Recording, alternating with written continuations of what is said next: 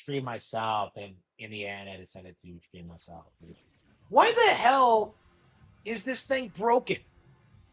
Work, damn it!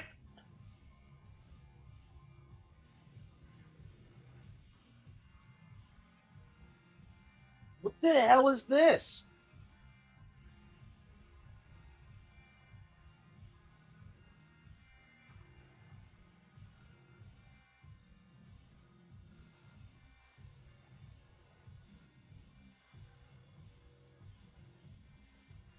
Don't understand why it does this.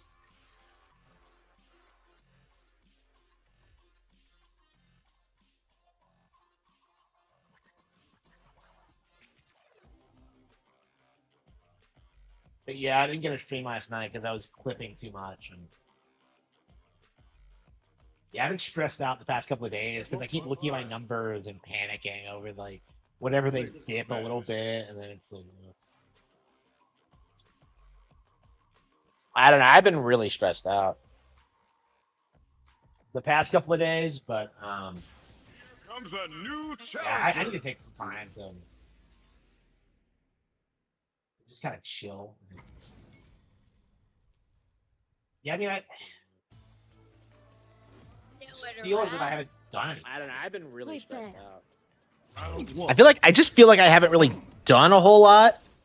I said today I was gonna do like the some more writing, but I just don't. I just couldn't get around to it. Like I got home after going to the library and everything, and I'm just like I just immediately lie down, and I'm just like because I haven't been sleeping because I've been working so late. I just like I don't know. I've been really struggling with getting writing done lately. And everything else is going so well, but like I don't know. It's really stressing me out, and I'm really worried about the long term because like the Cattle Have Fangs just isn't getting done. Like it really should have been done like this month, and I just haven't been able to do it like at all. And I don't know. The channel blew up in the past couple of days, which has been great, but like I don't know. That's stressing me out because I have to make sure it's stable. Like I was like thinking going into this, like I have to like clip the Metokur streams. You know, like I thought about that like that was something I really wanted. Like I thought would be a big deal, but then I thought about it and I was just like, wait a minute, Metokur fucking sucks. So like, no, I'm not gonna do that. I need to chill out. Like honestly, I need to just take some time, not think about anything for a bit. Like, cause I got out of bed today, like intending, like, oh yeah, I'm gonna go straight back to bed to sleep, like, cause I feel like I haven't slept in like 3 days. Like, I really thought when I woke up, I'd go right back to bed, but that doesn't happen. Oh, by the way, we got the 2 diamond. By the way, if you haven't noticed.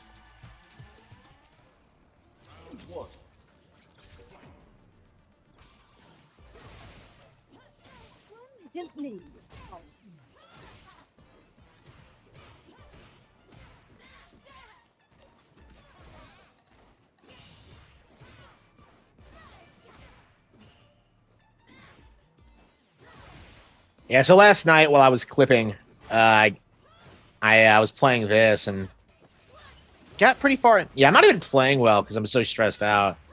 I cannot focus. I'm getting destroyed. Okay. Like I said, I've been way too stressed out. Yeah, I feel like I don't handle success well. Like, because I've been thinking about this over the past year. Because like every time I have like a major breakthrough, it's like I don't know. It just kind of feels overwhelming. And oops, I don't know. Because like I felt like for the past 5 years, I've been ready to retire and like go into content creation for a long time, but like I just didn't do it because I was just anxious to like stick with the job, even though I hated it and didn't really want to do it anymore. Oh, here goes. I'm playing like an idiot. Ow, what the hell was that? I did not do that. What? This is like the worst. This is the worst fight I've ever been in. Okay. Unbelievable. Unbelievable. That was bad. That was bad.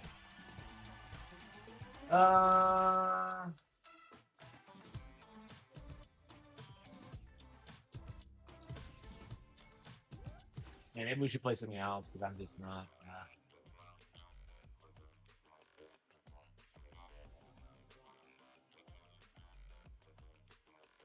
Okay.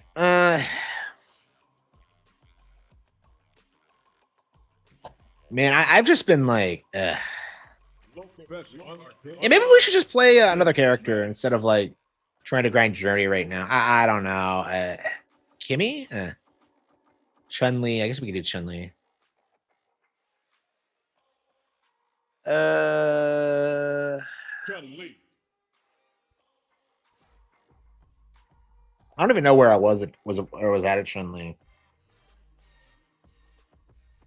I learned how to play her a little bit, but like, I like. Ugh. I think she's probably my.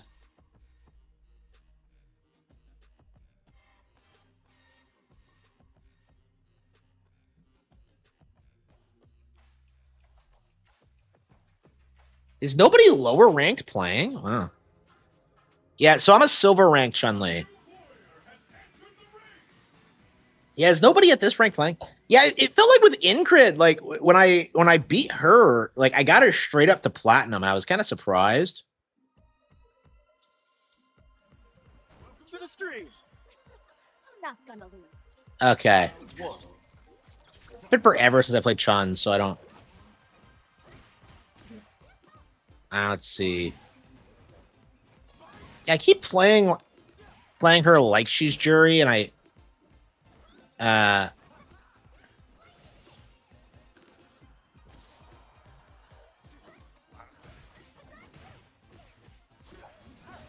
yeah, I'm just like. You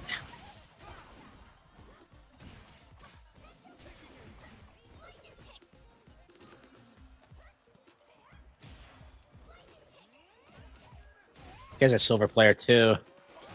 I don't know what it is, but like, I'm just not good at playing Chun Li. What did Metokur do? He fired up a stream and I chose not to watch it.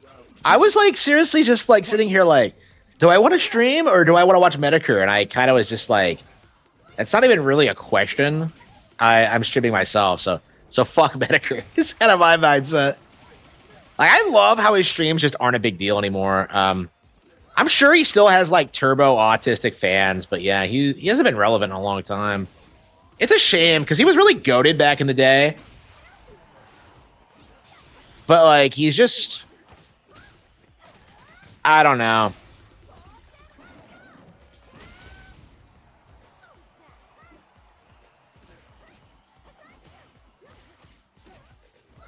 Yeah, like I feel like Chun Li is way too hard to play.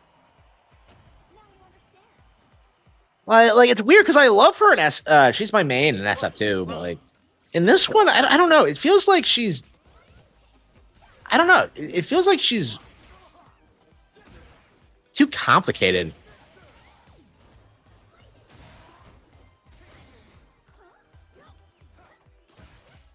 I can't believe I got Ingrid up to platinum before Chun Li. Like that doesn't make any sense.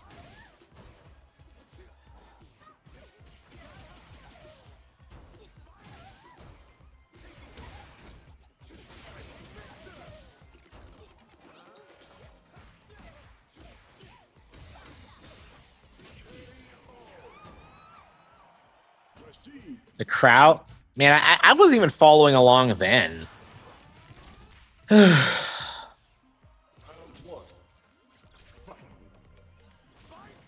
yeah, he's just boring now, and he has been for a long time. I just don't.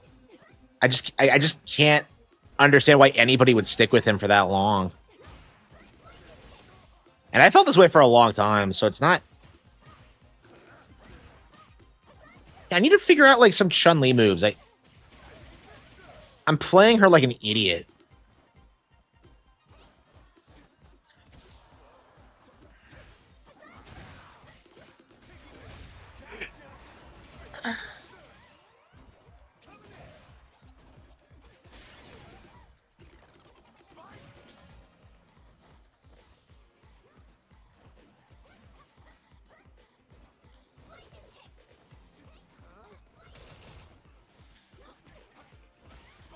Shit. A Rashid of all people. Yeah, it's weird. I mean, he was unstoppable, I think, in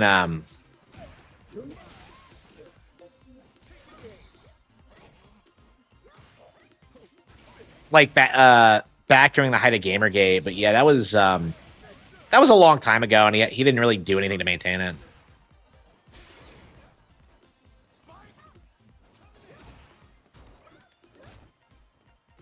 What the hell is? I never understood that stance. Okay. Yeah, so it's not like the mash in this game. Like, yeah, her dash sucks. Like, what is this character archetype?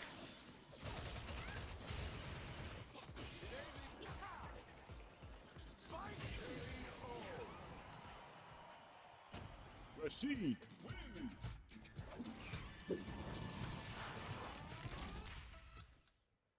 Like, I don't understand why I struggle so much to playing Chun-Li.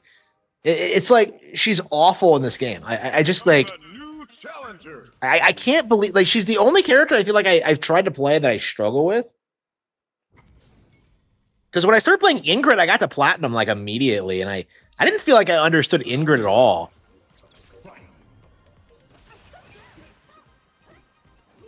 Yeah, like her kicks are weird. Like I don't get it. Yeah, her moves are like weirdly short range.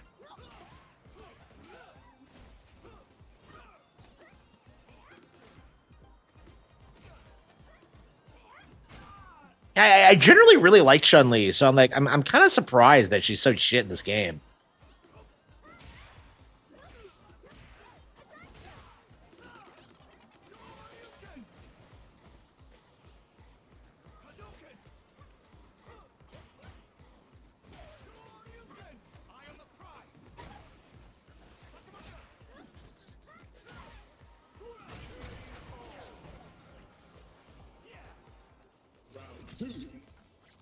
Tifa, yeah. Yeah, I wonder how Tifa's gonna play.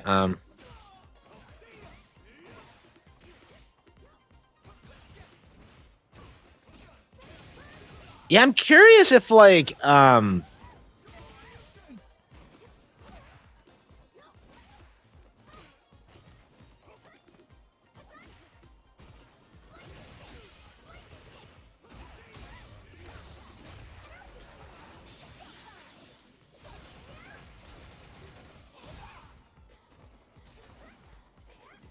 I'm curious if they're gonna like how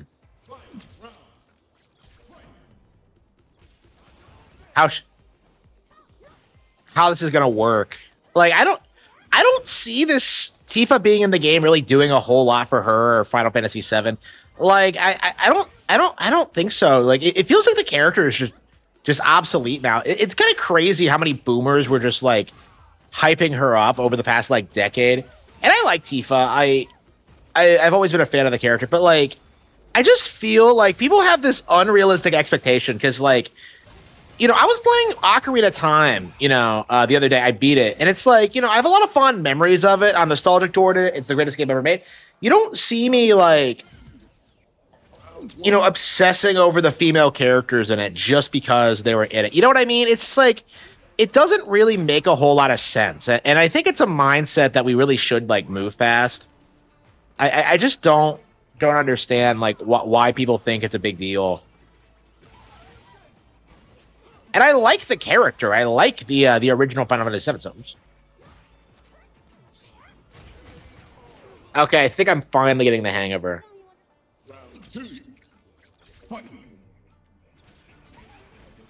Yeah, I feel like when you get like fundamentals down, you can like kind of pick up characters fairly quickly. I feel like if you're reasonably good at the game, you can get to platinum fairly easy. But yeah, I'm just like exceptionally bad at Chun-Li for some reason, and I don't understand why.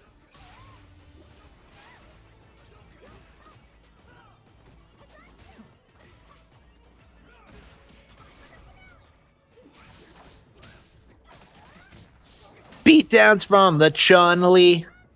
Even her special isn't that good.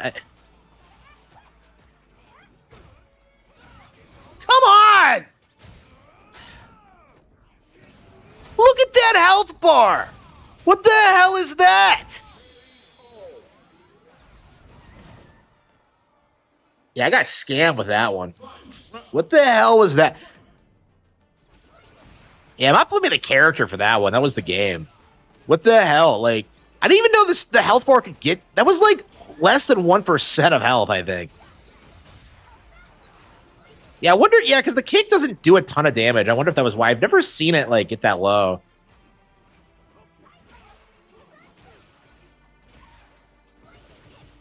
Yeah, someone called 911 because I just got robbed. Oh, here we go.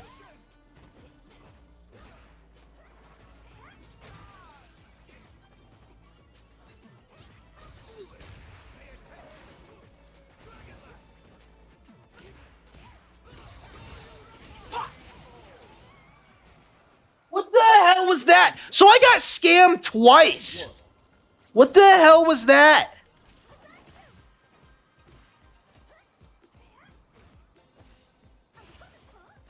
Why is she so fucking slow? Her kicks are weird. Like the hitboxes are awful. I don't get it. Like here we go. Yeah, I don't even like her throw. It's weirdly slow. Here we go. Like I just. Yeah, actually, I think you should be leaning towards like the heavy attacks with Chun-Li because for Jury I use medium. I think Chun-Li actually has way better heavy attacks than her, though. I guess maybe that's what you're supposed to be doing. Because they have pretty good range, and they're reasonably quick. Yeah,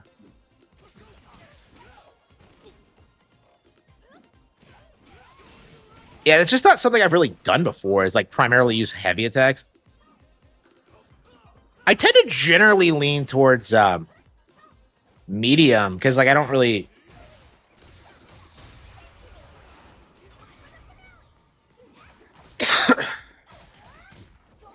Dreamcast guy, man, I still have not produced that video.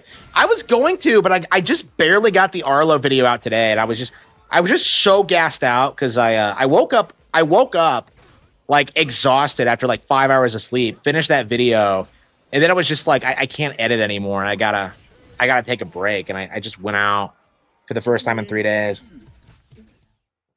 and then I came out and did that Summer Game Fest video, and like I just I'm so stressed out right now. I'm so stressed out.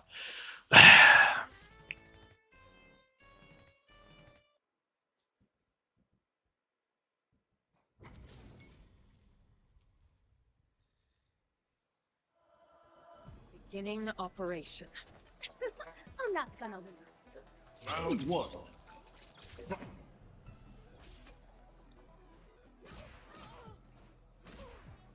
Yeah, my views massively dipped today, so yep, I made less money. I mean, like, I think it's just a little bit below. I mean, well, hang on, look at the actual numbers, but like, yeah, I think it just updated. Hang on. I mean, I know why they went down because I didn't upload any Kino videos yesterday, but here we go. Okay.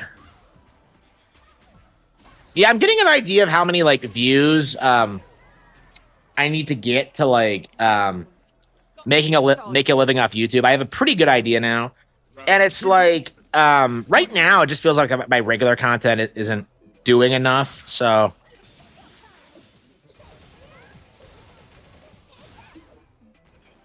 like I'm not sure like what I'm gonna do to like succeed outside of like the Kino clips. I mean, I'm working hard to make it work, and I'm doing better and better all the time. It's just, I think right now, the audience has made it clear they want to see, like, drama stuff, and they want to see, like, clips from me and stuff like that. Not necessarily gaming stuff. And I think that's the issue, is that, like, gaming is just not a lucrative niche on YouTube. Like, I do think I'm going to have to, like, if not move away from gaming YouTube entirely, just kind of like focus on something else. She's a bronze opponent, and yet like I'm getting my ass kicked. I don't understand why like Chun-Li fucking sucks so much. Wait, hang on. Oh, is that what that does? Okay? That's a weird.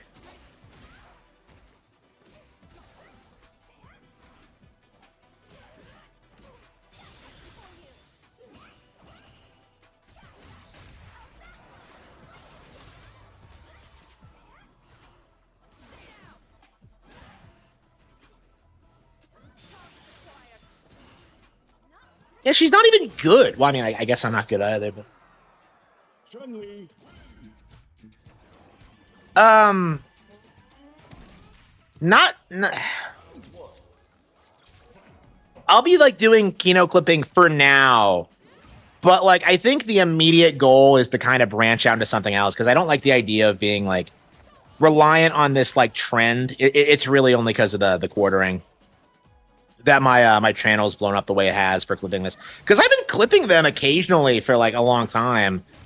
It didn't blow up this way because there was no well, I wasn't doing huge clips of it, and there wasn't some major controversy going on. I could have gotten big off the Raketa stuff, but I chose not to focus on like my writing career. I don't know. That was before I was like trying to make a living off of YouTube alone, though. Like, it wasn't necessary to do that. I don't know. It's just like, it just feels like my heart's not in it when it comes to this kind of thing. Because I look at like, you know, the gaming stuff, and I'm so passionate about it, and like, I like it as a hobby, and I'd want to keep doing it as a hobby, but like, if it's actively getting in the way of like my writing career and like making money online, I am gonna have to like stop doing it. Because like I've just seen my RPM go up, I've seen my viewer retention go up. It's like, this is working out for me in a big way. So Fight round. I clearly have to stick with it. I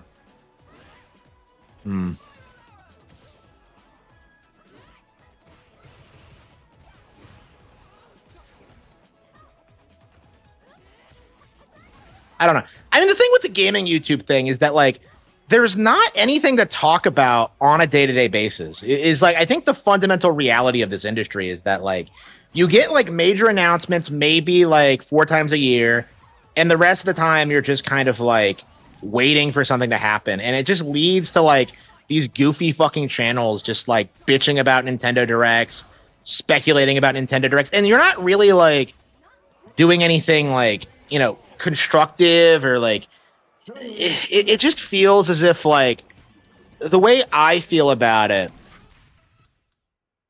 is that like I would rather make like the random video about games that are like, you know, that's high quality, that's talking about things that are like, you know, that things that actually matter, but like, you know, use the weaponize the channel itself as like a money making opportunity.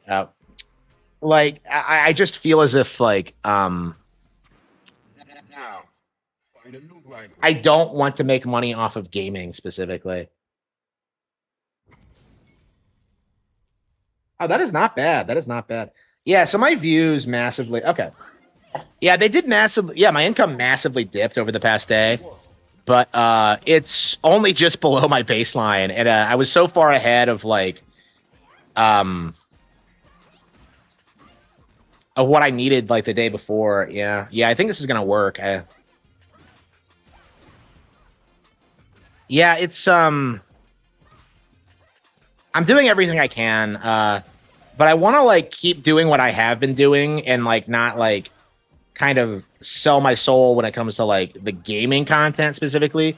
I don't want to do what everyone else does and like glaze Nate the Hate or whatever, or like, you know, try and sell people on this idea that Summer Games Fest is ever going to be a thing, or reacting to like, you know, thing like the shows I don't care about, you know, like I just want to like play games and have fun with them.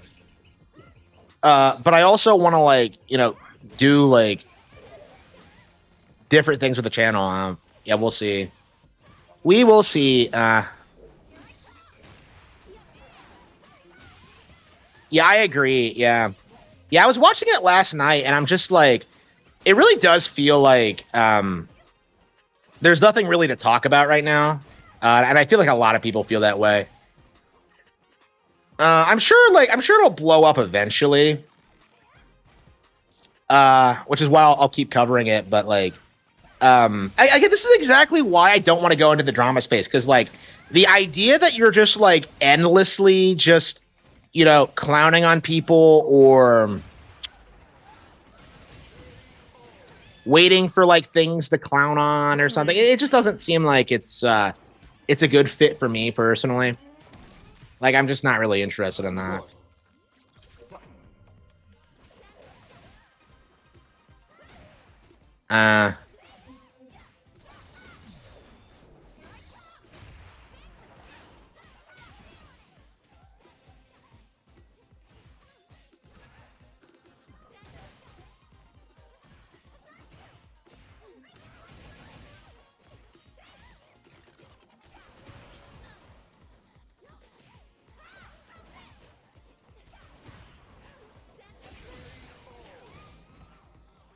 Yeah, I'm definitely gonna have to think about like what I'm gonna do with the channel going forward. I just don't know what I want, honestly. It's like I don't want to work in a job again because of how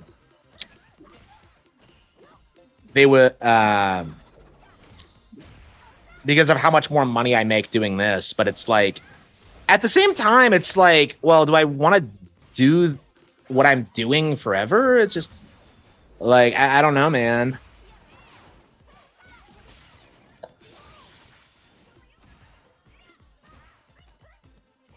I don't know. Now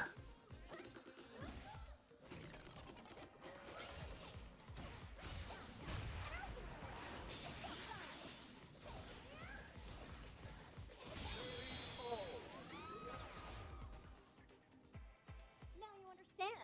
I know, right? It's so bad. Fight round. Well, like I have multiple income streams now. I have the books, I have like the Twitter account, and I have the YouTube channel, but like I feel like considering how long it takes to produce books, because the books themselves sell fine when like they actually come out, and then like I gradually sell units like over time, you know, like I'm always getting like, you know, a little bit of money from them, but like it's not consistent enough is my thing. And like the thing I liked about YouTube is that like it felt like after a certain point that I was like consistently making about the same a month. So for me, like I feel like what I want right now is to like get absolute financial security from YouTube, you know, where I can like come on whenever I want, do whatever I want, talk about whatever I want, make like you know, $200 a day off of ads alone. That's enough for me. $200 a day off of ads alone. And then work on the book to make it good, because that's part of the problem with the Cattle Have Fangs is that like it was supposed to come out last year, like but like because of everything that's happened and like how I've been like struggling with it, and just like it was never an easy project to begin with. I was struggling with it even before all this. I just feel like it just hasn't lived up to like what I wanted from it. And like I don't know, for a while there it was like it felt like I did everything I could to make it as good as possible, and I'm still not happy with it. And I'm at the point now where like I can't even bring myself to work on it. I've decided to like take a break from it and finish the Dream Warrior instead. So I started drafting that, and I think what's gonna happen is that I'm probably gonna like finish the Dream Warrior, go through the marketing process for that, start another book, like start planning the next one, and then like and then finish the Cattle Have Fangs. Like I'm just not happy with it. I just feel like it's too it's not working in its current form.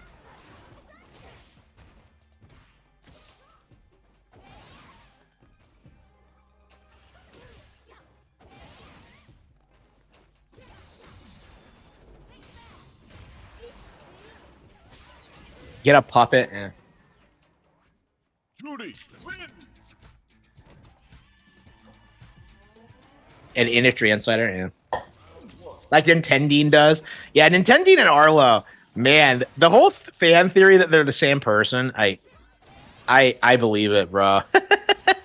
Okay, not really, but it's like I'm just like, you know, like that's just like the kind of thing that I think would happen.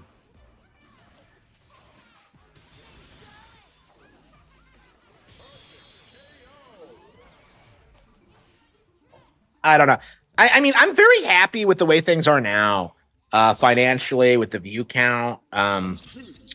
Honestly, I think the problem is like the route I had to take to get here is just like I think that's the thing that really bothers me about it because I had a very specific view of how I wanted to be successful, and like the fact of the matter is that I had that taken from me, and it was all very unnecessary, and it all just feels like other people fucked me over, and to a certain extent, I don't feel like I'll ever get over it.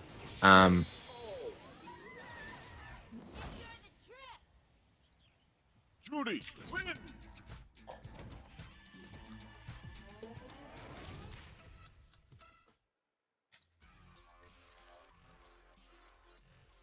The news speculation. It's crazy. I was watching Arlo today. I don't know if you watched the Arlo video. But like, yeah, I did an Arlo video today, and he straight up comes out and is like, I have not finished Metroid Prime 4. And it just blew my mind, right? Because, like, you're telling me Then show me.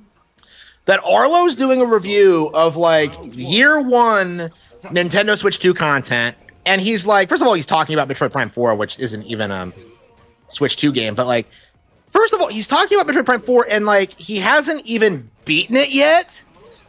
I'm just like, wait, what?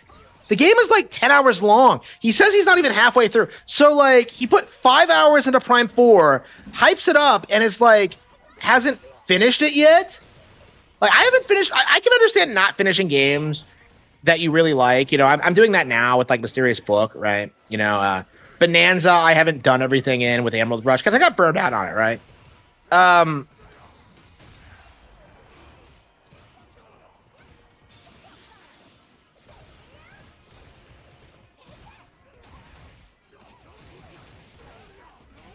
But like to think you like to think that someone like Arlo like obsesses over Nintendo content, like makes a ton of content about it, bitches about upcoming releases, and then turns around and like doesn't play major games. It's just ridiculous. Like he got called out for this, like when he did it for like the Thousand Year Door remake, because he didn't play that when that came out at all.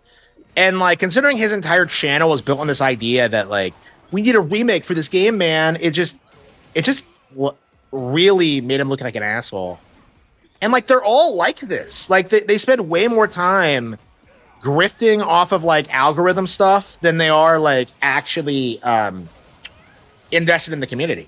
Like, we saw this with the quartering too, where he's not really a conservative, but like he just understood there was a grift in that space, and that's why he like built his channel in that direction. And like that's just not something I'm willing to do, really. And that's something I've struggled with for a long time.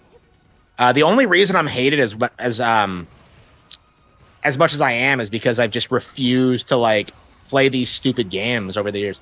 And I did everything I possibly could to like be a major player without having to resort to becoming a career YouTuber. But now it's kind of been forced on me. And it's like, I don't know. I'm not happy about it. I didn't want this. I don't care how much money I make. I don't care how successful I was. Like, I didn't want this. This is not what I wanted my success to look like. Here we go. Akuma.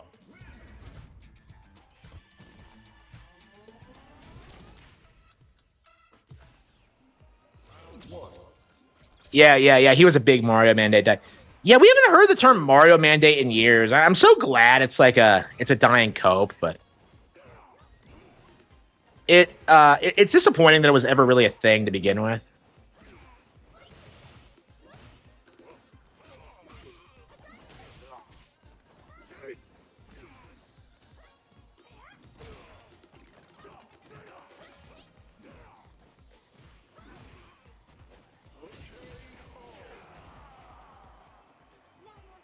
Yeah, it's crazy. Because I made like more than I did last month on like a couple of days back, and it's like looking at that number, it was just mind-boggling, and then it like immediately dipped again, and it's not bad, but it's like like I was just instantly thinking that like if I just made that rate like every day or even higher, I'd be like set for life. And I don't know. I just don't think it's gonna happen. It just seems unreasonable.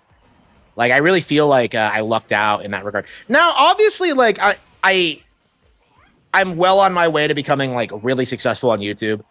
I have like the stable foundation and all that. Um, but like I don't know.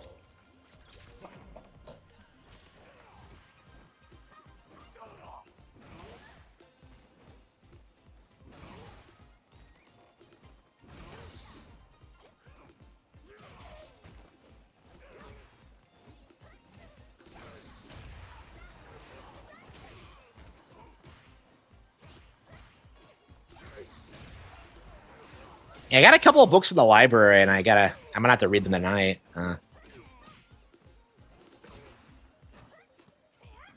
Yeah, I actually picked up a copy of Stranger in a Strange Land, so I did not pay for that bullshit. I might actually like do a full review on how I think it's like full of shit, like and how it really emphasizes all the problems with Robert Hanlon. But I don't know, like I don't get why people like say Stranger in a Strange Land is like a classic because it's like it's unbelievably generic. I'm sorry, degenerate. Generic. What am I talking about? Degenerate. Heinlein was like Nick Rekieta tier.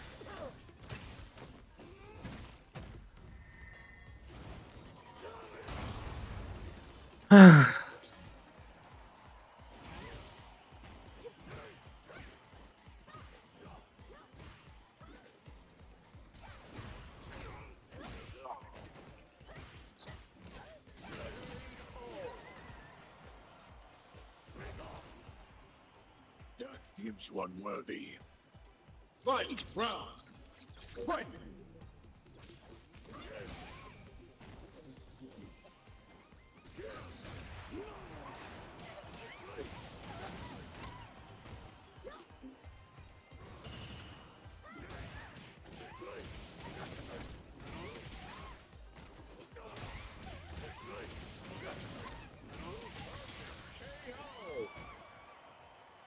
Like I feel like, man, if I was playing Jury, it's just like it's so frustrating playing people at this rank with a character that just like I can't do anything with. I don't understand why I suck so much shit as Chun Li. I think we got. Did we get Jamie to gold or platinum? And what's Jamie at? And what is Jamie at? Gold. Yeah. Okay.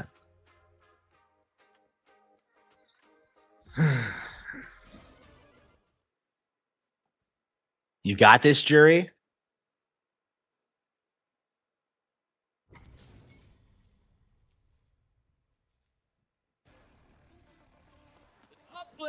Round one.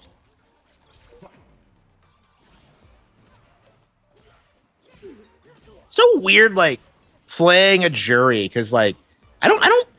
I'm so used to playing against her as her that like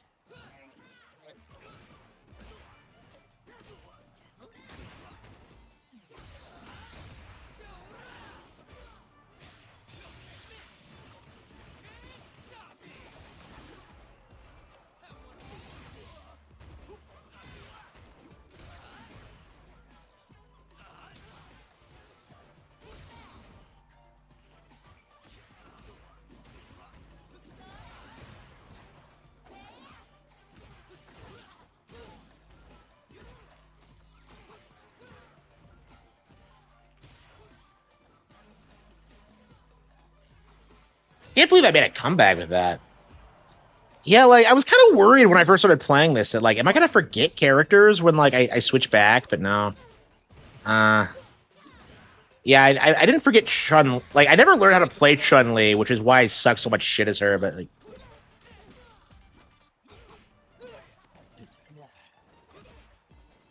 yeah, I'm not even bothering like transforming. Fuck.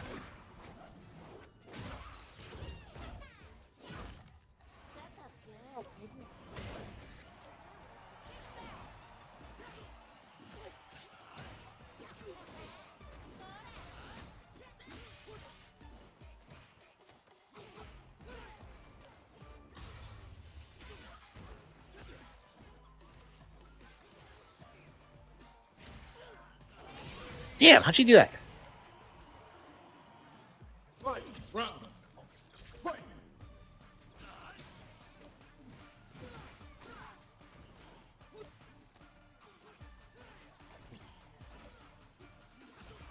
And the difference in like skill between like my jury and this jury is just crazy.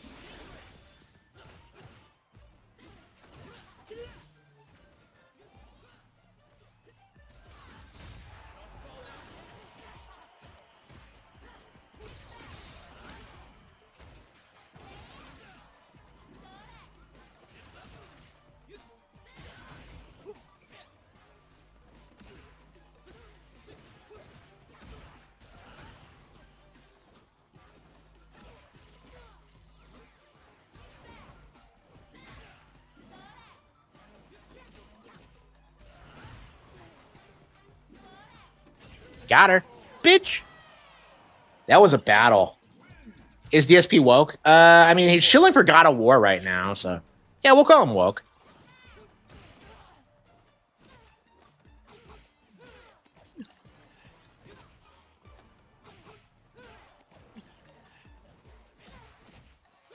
It's crazy how long it takes until you start getting to, like, the ranks where people actually use, like, Jamie's gimmick.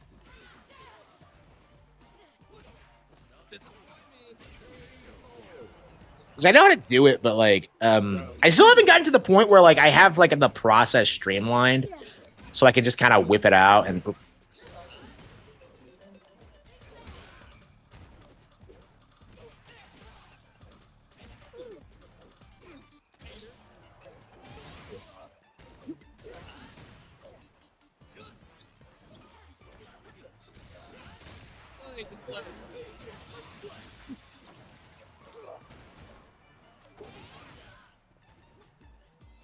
And I want that herbal tea he's drinking.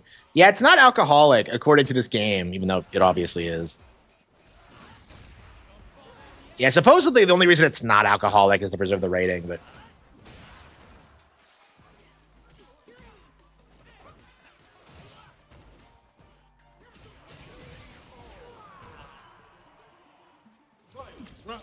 A trans Pepe, yeah.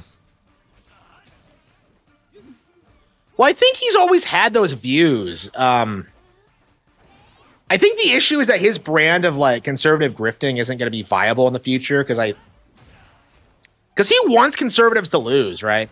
He wants to just like bitch about things and not really do anything about them. He's that kind of person, right? So his brand of like grift it's just not going to work.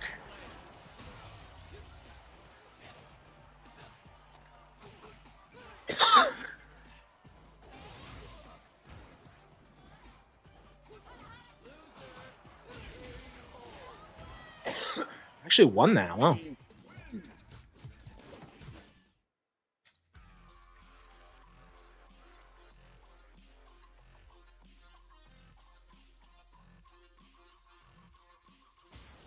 comes a new challenger.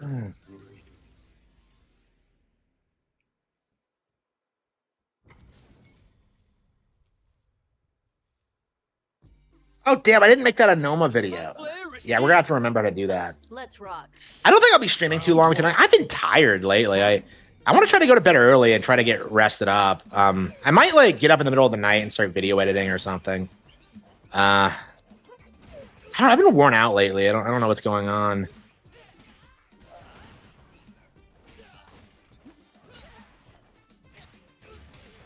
Yeah, I don't know. Like, I think I was really hyping this game's DLC up, but like honestly, it feels like only like season 2 and 3 were good, because 1 was a bunch of characters that should have been in the first game, right? And then 2 has like a lot of fan favorites, and then 3 like brought back Alex and Ingrid and like, you know, Sagat, you know, absolute fan favorite characters, and now we have like you know, the season 4, which just looks garbage. Like, I wonder if year 4 is going to be like the final year of the game. I'm really surprised that like, I don't know. I'm curious how long they're going to keep this running, because I would have thought at least like six seasons.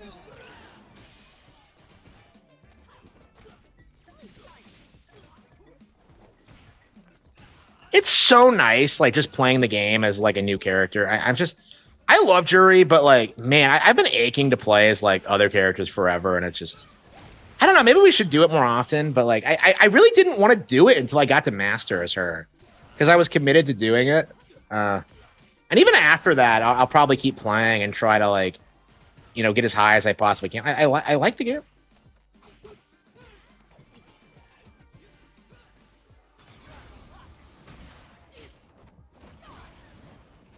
Talk about Metokur? No, I didn't. No, I talked about how he sucks now.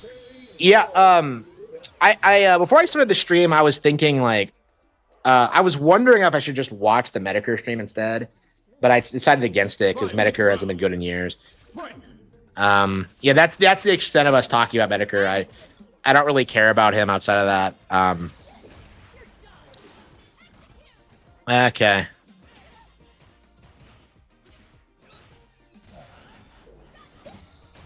Wait, did she wow, she got me. Okay, she got me with that one.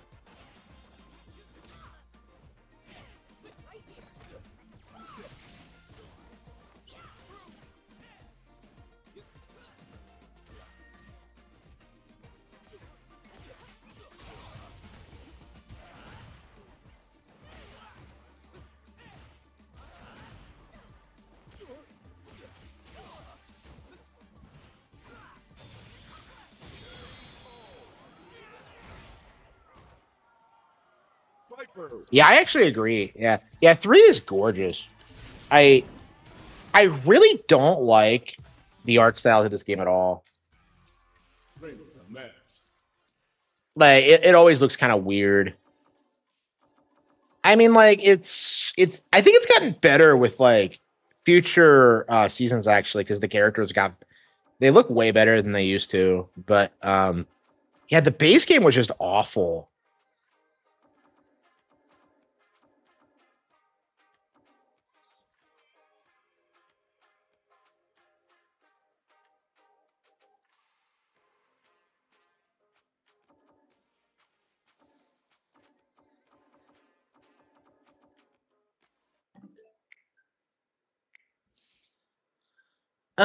Should we play some games? What else do we have?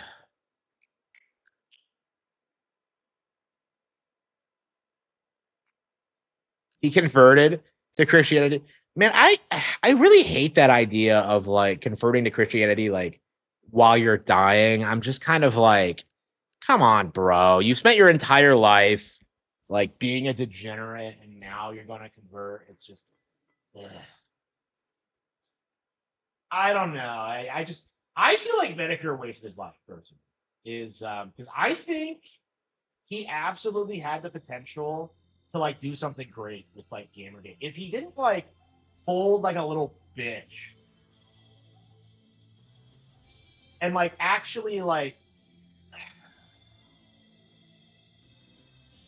kind of rose to the occasion instead of like doing that thing like, oh, I just want to talk about stupid shit on the internet, bro. Like, no, that wasn't a good thing. Now we've had like good people rise up since, but like the fact that like Metokur cucked the way he did is just, it was shameful. It really was. And that's just not something that like most people really talk about when it comes to like Metokur's decline. But like, I really do think it started when like he refused to like,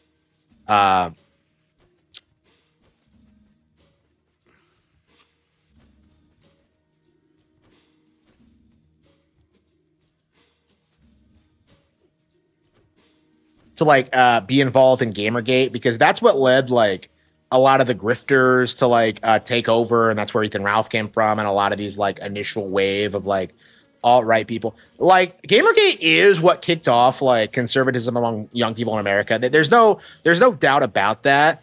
But like it also would have happened way faster if everybody involved wasn't a complete fucking retard. And that's just the reality of it, is that the early phase of Gamergate was made up of complete fucking retards. Like, I mean, like, by 2018, we started, Trump was in office, and like Fuentes was more established, and like, we started seeing like, more professional people, Rekieta came out. you know, as much as I don't like Ricada, I think objectively he did a lot more for the community than Ethan Ralph ever did. Like again, we're slowly getting there, but like it really should have happened like during Gamergate. And like there's just so many leftist narratives now that they try to push that like I just feel like that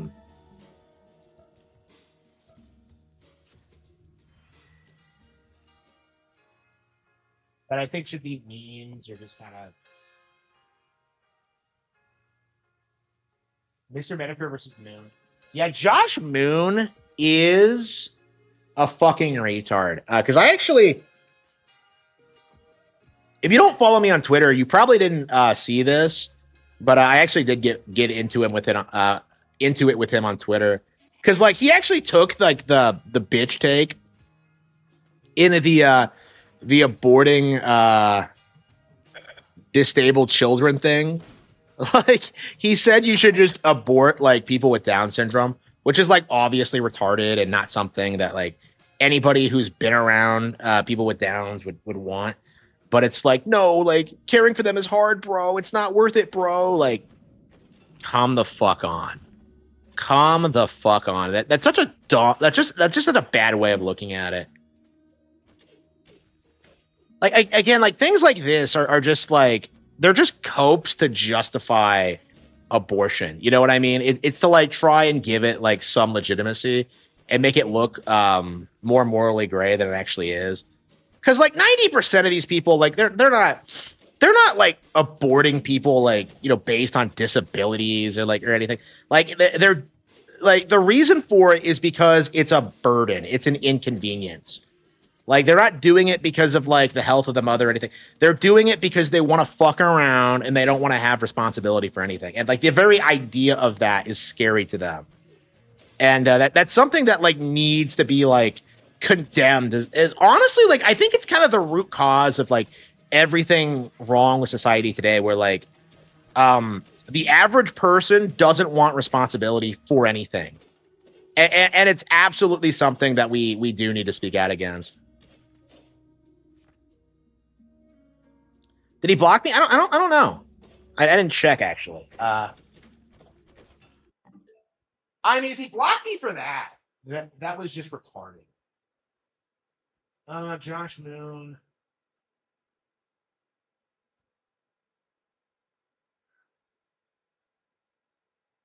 What's his Twitter handle?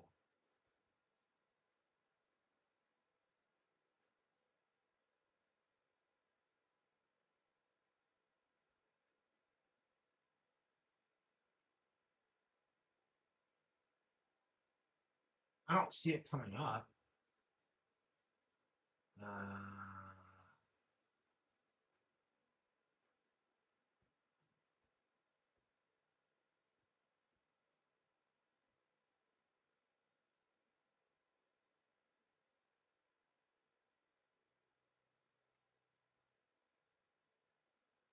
No, no, he did not block me.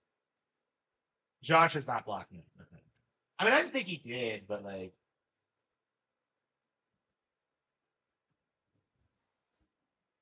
yeah, I agree. I agree. And I think more people are like realizing it too. Like, I feel like a lot of these like supposed like libertarian, hardcore, like freedom loving types, they don't understand that they're just like advocating for woke causes, but like are using uh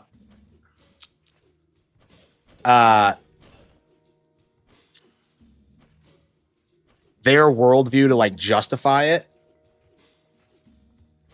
Because Josh Moon is sounding like some woke like college whore with this take, and it's not something that like he would ever like. I doubt he even understands what he's saying.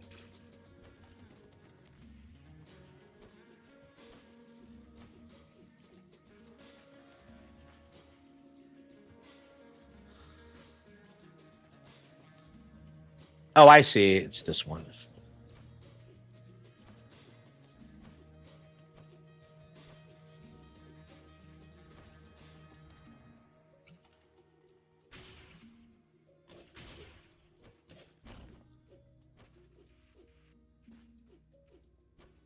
Am I gonna be reacting to Jim's stream? No, Jim's too boring to react to. Honestly, like I was legit thinking about it, like, oh, a Metokur stream, I could watch that, and it kind of dawned on me that like, wait a minute, I don't watch Metokur because he fucking sucks.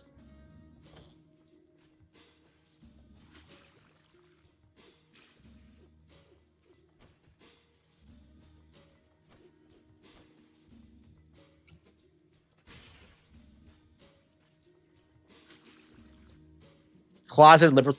I'd say most of them are, honestly, because like when you get right down to it, when you really press them on what they really care about, it's basically on like letting them do whatever they want, which always just goes down to like sex, drugs, degeneracy, not taking responsibility. You know, you see it with Ricada, you see it with Josh Moon. It's like the same thing essentially.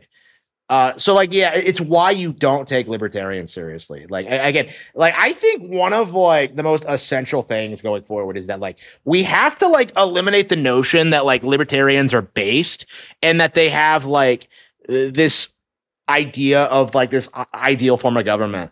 Like it's not gonna work. Like you need to stop. You're embarrassing yourselves. Anybody who knows anything about them knows this, but like I don't know. They seem to attract like wealthier people. I notice. Like I don't know. It's just like but yeah, it's the same thing for sure. Yeah, I agree.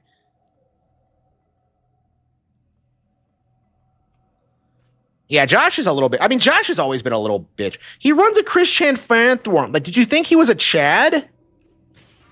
Like, did you think Josh Moon was like actually a cool person? I don't know. Like, I never have. Like, I'm not surprised he's a little bitch, but like, what I am surprised by is like how many people like try to like justify his actions because he doesn't really deserve it. Yeah. Okay. So this game isn't bad. Because I actually like I started playing this again because Arlo tried to say it was like one of his favorite games on the console, and I'm just like, it's certainly not bad. Is my like is my honest like opinion on it, but like it's not super good either. The original's way better. And it's weird because this has better visuals and it's longer and like it has more stuff, but like it just doesn't work as well.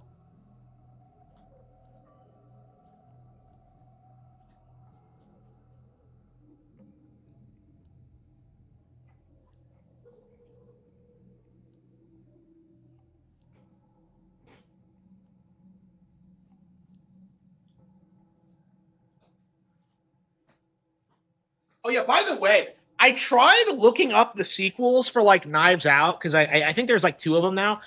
They're both Netflix exclusive apparently, and there's no other way to get them. And I'm just like, fuck. Yeah, I've been thinking about that movie since I finished it, and I think I really really like it actually. Very interesting. Because I don't usually struggle so much on like whether or not I like something, but for like Knives Out, I just felt like I don't know. I didn't like the whole portion where they try to. Hey, what? How is this? Is the stream behind a couple of seconds? Ah, whatever.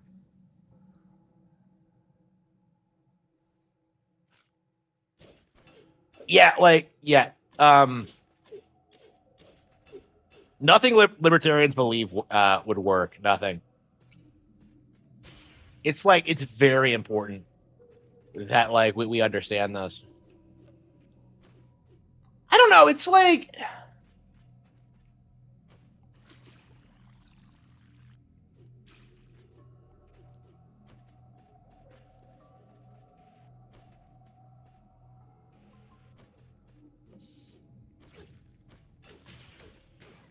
I don't know. I feel like libertarians have kind of lost a lot of their credibility over the past like decade. Like after all the shit they tried to pull, like fucking over Trump and all that. Oh fuck.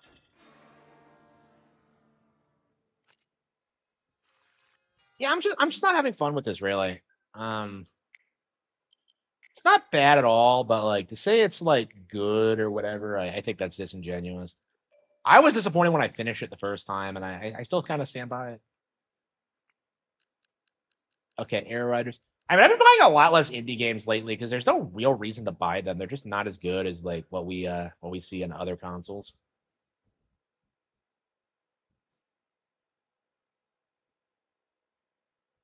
A believer of free speech again. Yeah, I mean, Josh Moon. I feel like Josh Moon has run Kiwi Farms like into the ground because like if you think about Kiwi Farms like 10 years ago, like having a thread on there used to be a big deal, right? Like having a thread on Kiwi Farms back in the day, it meant that people were like actively coming after you. It meant that like people were gonna fuck with you. It meant that like there was gonna be like some serious messed up shit like coming your way. And like now it's like they don't do shit. Like if you look at like my thread, you have people who have like uh my thread is just people like mad at me for not liking Nintendo. Like you can't take it seriously. Like you can't take it seriously.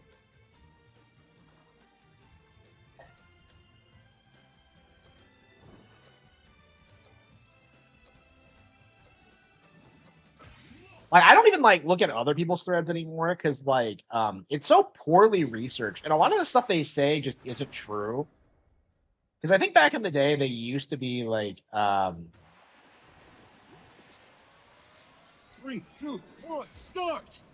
I think back in the day they used to be like a lot more better researched, but like they just kind of let anybody post on there. And like a lot of people just make shit up about individuals for all sorts of reasons, you know. Like if you look at like Razor Fist thread, like so much of it is just liberals seething about him being conservative, right? Like he's not a lolcow by any stretch of the imagination, but like the community wants him to be, so he is. Like I would say that's like 90% of the people on that site. They don't fit the criteria for like what a lolcow should be. I'd go so far as to say Null is like a bigger lolcow than like anybody on the site right now. And that's just kind of crazy to say, but yeah, Kiwi Farms just feels like it has no influence in today's culture.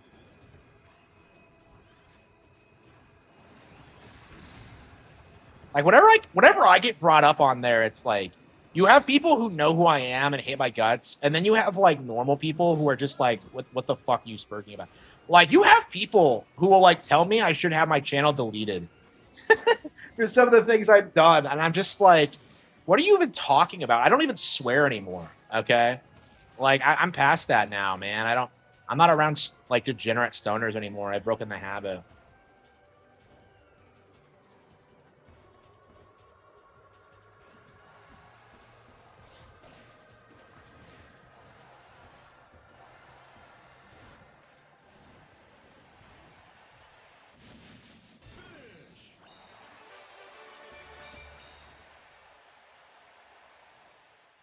Yeah, Razorfist is hugely successful. He has like what, like 1,000 viewers a night? I can't imagine like how much that pulls in.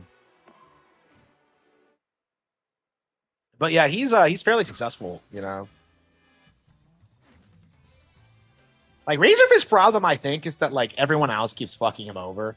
Like you know, side scrollers fucked him over. Again, it's like I feel like when you genuinely like succeed on YouTube, you find yourself kind of isolated because like what ends up happening is that like everybody else just wants to use you. 'Cause that's kind of what happened with Craig is that he was just like, oh, I can use Razor Fist, like I can use this guy, and it's just to promote my channel, and it's just that's how most people go about it. So.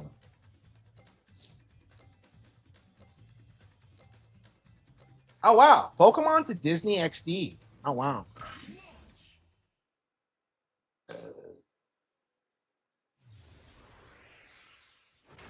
What is with Pokemon like randomly switching stations all the time?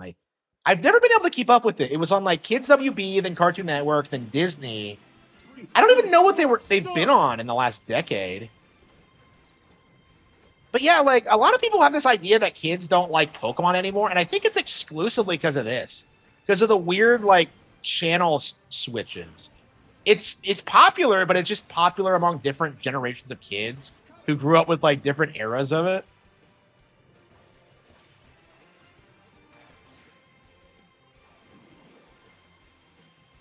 Kiwi Farms is Reddit. Yeah, sure.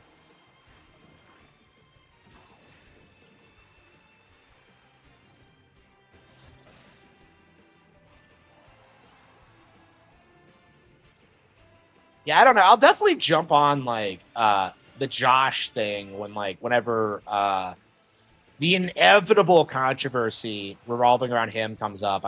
I'm sure it's coming. I'm sure he has like some skeleton in his closet, but he's like a retard. You know what I mean? He's just.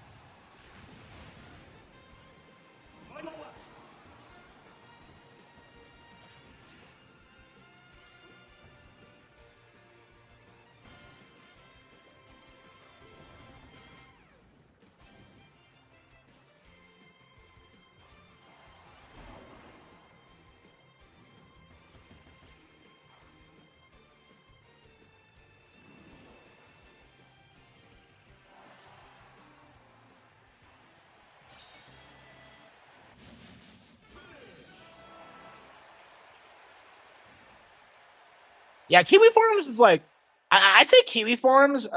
It probably has a pretty strong female user base actually, because at its core, it's essentially a gossip forum, right? So yeah, it probably is Reddit. It's probably like that kind of place.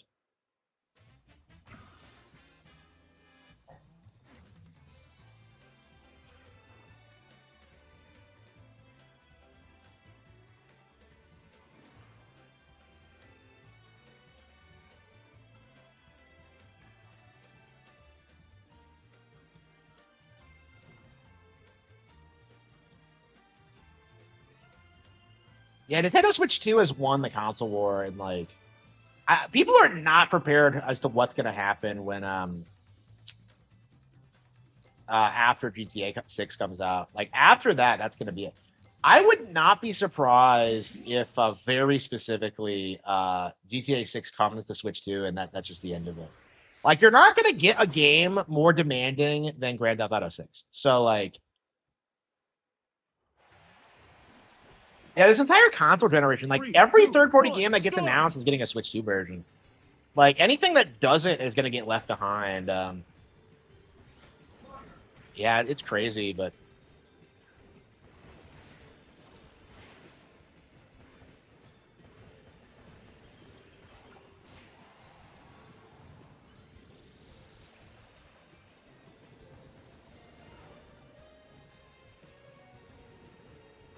I imagine Reddit's been a dying platform forever. I don't know. Like Reddit has like weird subcultures in it. Like I remember when like anti-work blew up, and at the time I'm like, looking into getting self-employed. I was getting ready to do what I'm doing now, actually. And I was like on anti-work, and I was like legit the kind of person that would like go on there and look at it. But eventually you just kind of realize how retarded and insane it is. And this is like long before like the Fox News interview. And it's just like, I don't know, it just goes to show you that like even under like some huge like rapidly growing subreddit like that was like a huge cultural thing about how everybody fucking hated their jobs. It just Final lap.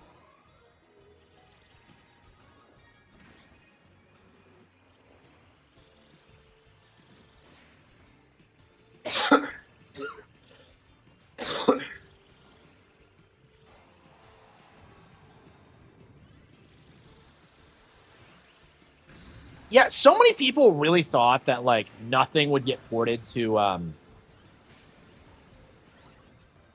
Switch 2, and that's just a cope that's not going to survive. Because like games take way too long to come out now, so like there is no waiting like 5 years for a AAA game that can't run out on Switch, like, on a Nintendo console. It's over.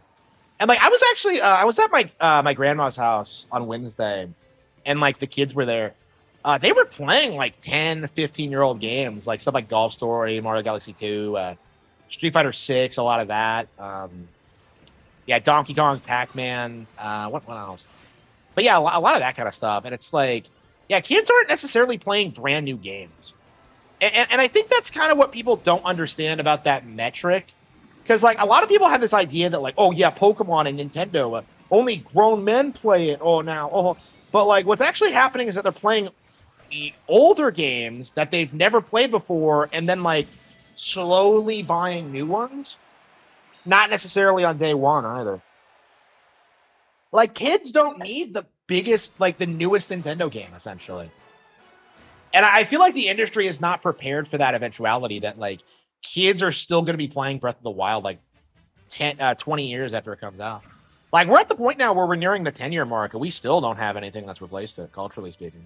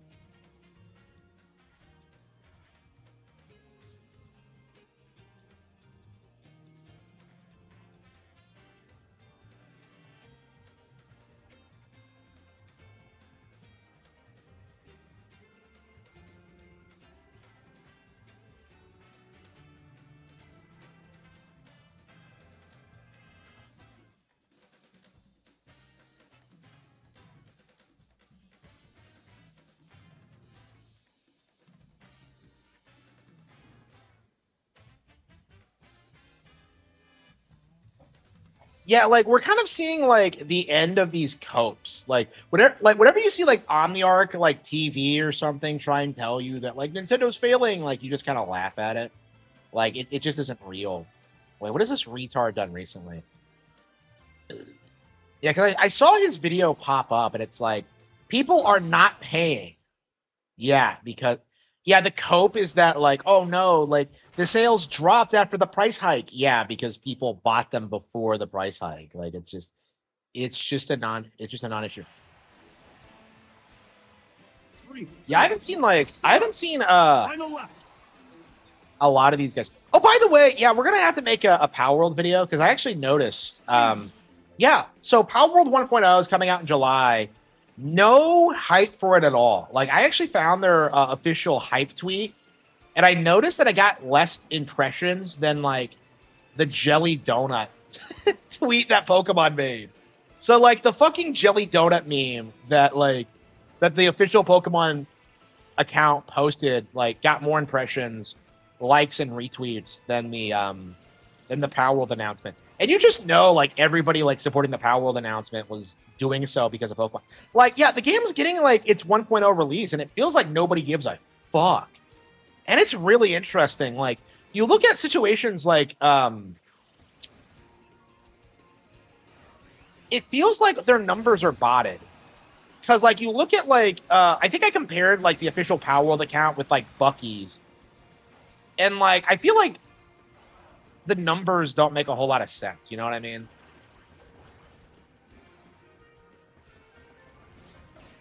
But yeah, Power World's gonna have a disastrous launch. I think it's safe to say. Yeah, like siding with Jeff Keighley was man, a death sentence for them. And like people don't remember this, but it was Jeff who came out and claimed that they sold like I don't know what it was, like several million units like within the first couple of weeks or whatever. And like he's behind the illusion that like they were like doing as well as Pokemon, which is obviously retarded. When's the Power World trading card game coming out?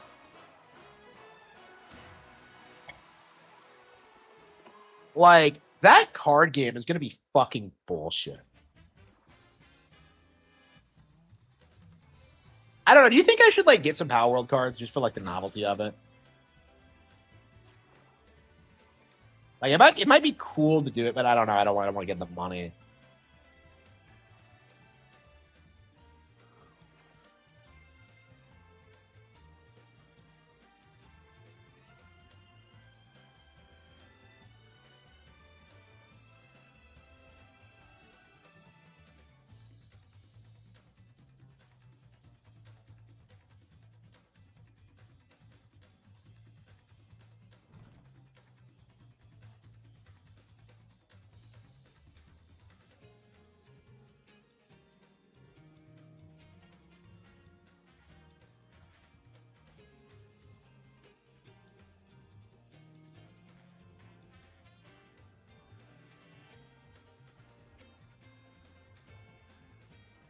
Yeah, like the simple fact of the matter is, Power World was only relevant because the industry was trying to glaze Power World, was trying to downplay Pokemon at the time. You know, the industry was rallying to try and destroy Pokemon's reputation. And I don't know, man. It just feels like it hasn't happened. Because, like, the Pokemon TCG explosion, that was something that I think a lot of these people didn't anticipate. Because they fought so hard to downplay the video games after the success of Pokemon Go and how it became a cultural phenomenon that actually did as well as Grand Theft Auto 5 by itself. They really desperately could not allow something like Pokemon Go to happen again. So that's why they've been railing on Pokemon ever since. But like, yeah, it feels like it's just falling apart now. Honestly,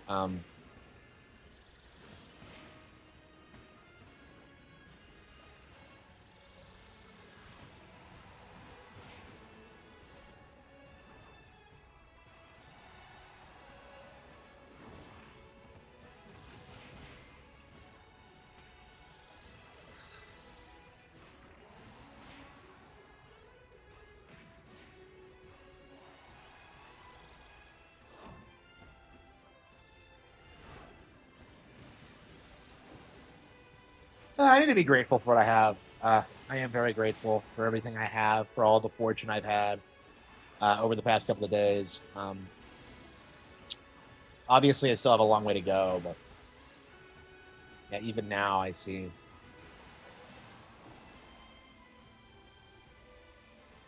Yeah, like I think I saw like one of the items on Power World, and like it looked like a fucking JPEG of a gun. You know, I just imagine it's going to be like they're going to be using a lot of publicly available assets and like just having it be really unprofessional.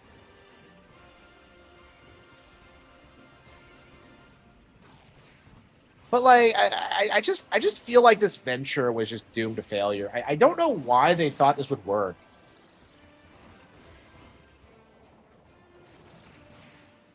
Like I think if it wasn't just for like how aggressive like the Western video game industry was trying to downplay Pokemon at the time, it never would have happened.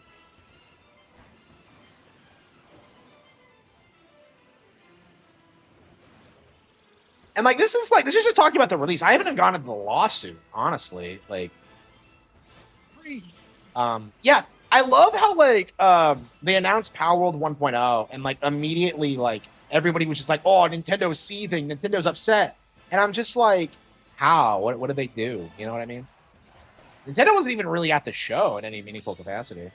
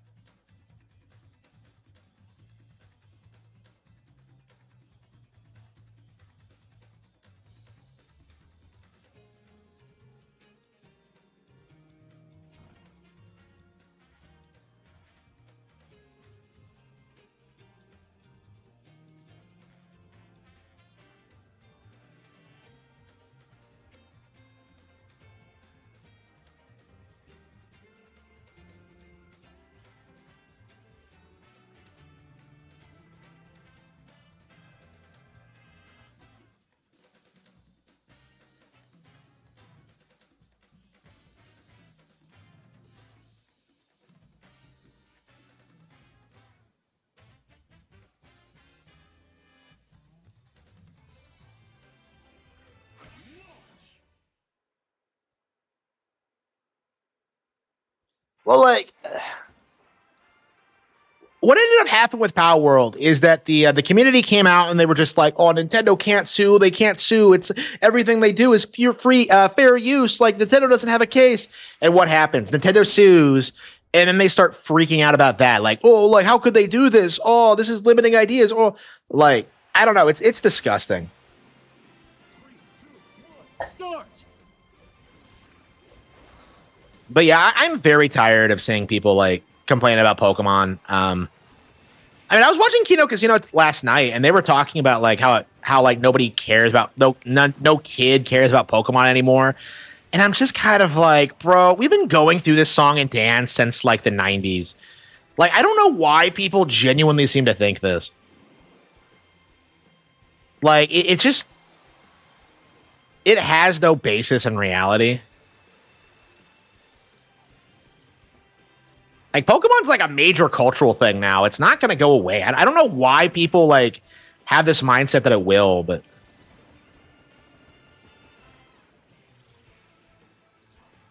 I mean, like when you look at it, like like Harry Potter is a really good counterexample, right? I love Harry Potter. The books are like some of my favorite things ever. I like them way more than Pokemon, actually. Always have. But like Pokemon's bigger than Harry Potter. It always has been. So like I don't understand like why people are like willing to glaze Harry Potter no matter how bad it gets when Pokemon is clearly like the better run brand that's like stayed relevant for longer and made way more money. Like I just don't get it. Like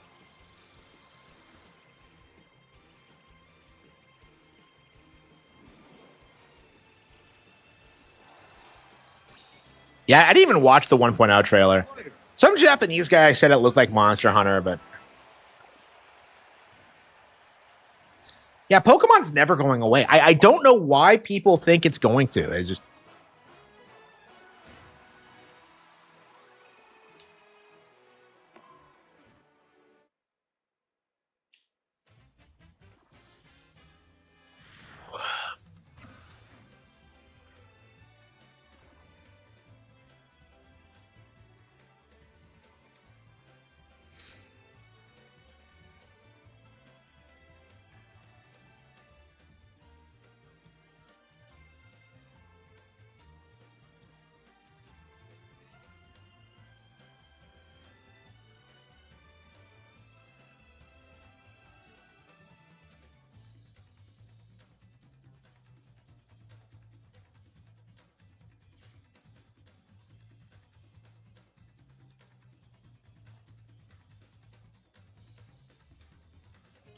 Monster Hunter.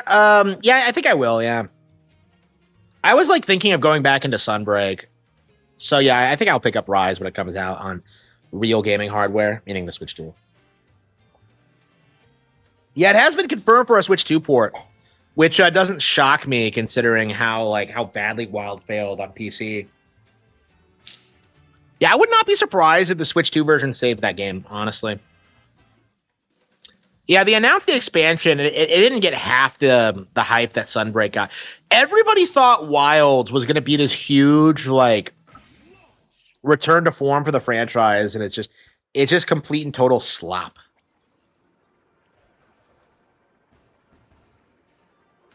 Yeah, everybody thought that was like after World, the series was gonna be like it would like destroy Nintendo. They were all gloating about it, like everybody said it was like gonna destroy like the Switch, and that just didn't happen.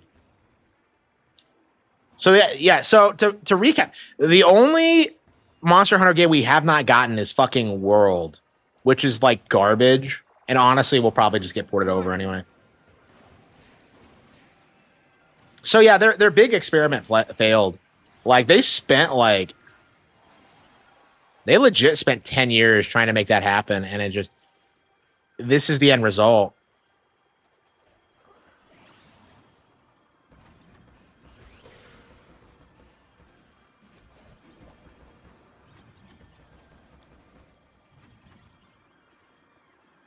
Oh, what DDD? Yeah, nobody's playing. Ugh.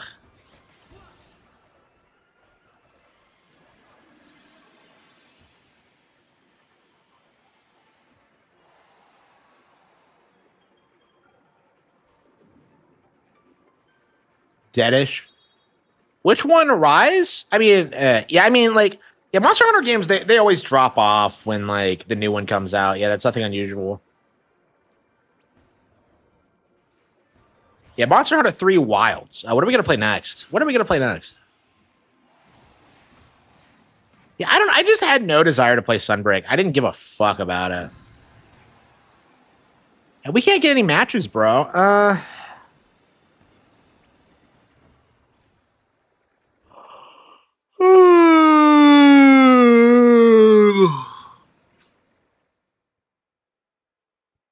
Yeah, I'm starting to get sleepy. Yeah, so I spend all day just like wide awake, unable to sleep, and now I get sleepy once I start streaming.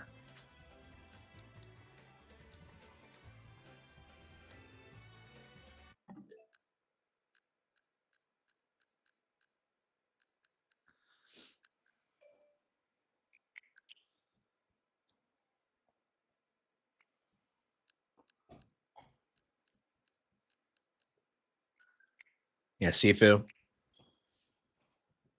I love Sifu so much. I am like infuriated that like I'll probably never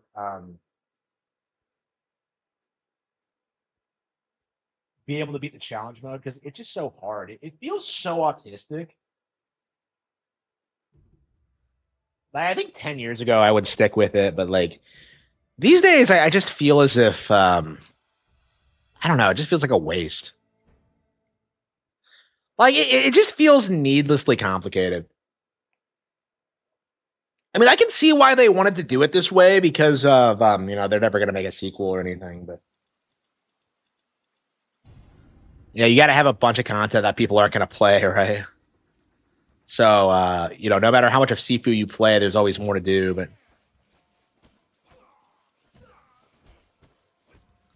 yeah, they're making a new one, aren't they? I think it's more like it's not wuxia, it's like gunplay. So I don't know if that makes it more like.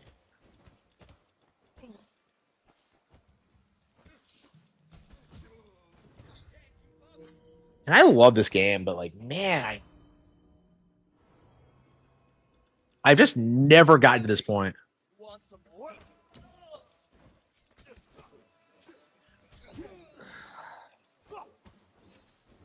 Weak leg.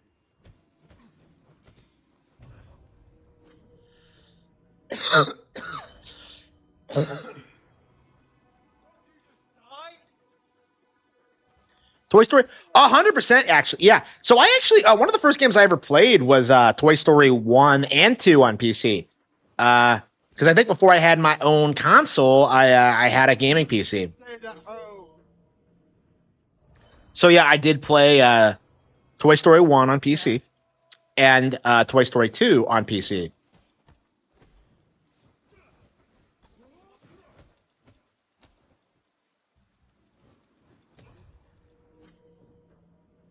So I never actually beat either, and I'm actually quite fond of both. I've gone back to both occasionally, but I don't own them anymore. So yeah, I've always been pretty anxious to get a hold of them again.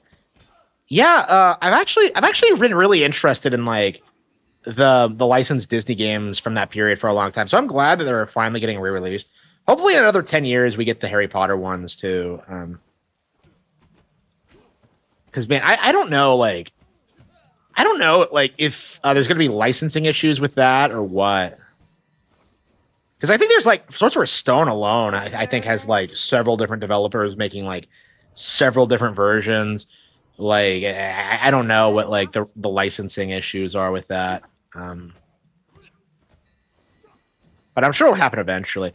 Yeah, I'd love to beat like all the versions of Harry Potter because they're really weird. If you like, um, it's really easy to just kind of like take them at face value. Like, oh yeah, they just came up with this. But like, it's kind of interesting thinking about the things they did that the movies didn't do. Like, Peeves is a reoccurring antagonist, and when like he never really appeared in the movies. Like, I don't know. Like, I'm told the fifth one is actually really, really good. That's the one I didn't. Yeah, I never bought it. Yeah, I stopped after Prisoner of Azkaban because I was just so underwhelmed by it. And I liked the game. Like, Prisoner of Azkaban is pretty solid. They had, like, really interesting ideas with, like, having 3 playable protagonists, and they all have their own spells and abilities, and, like, I'd say it's a legit good license game.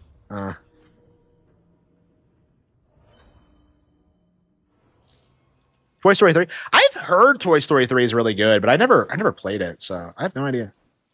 Yeah, I remember seeing on X-Play or something and like being shocked at like the positive coverage it was getting. I always hated how people glaze Disney shit but hate Nintendo.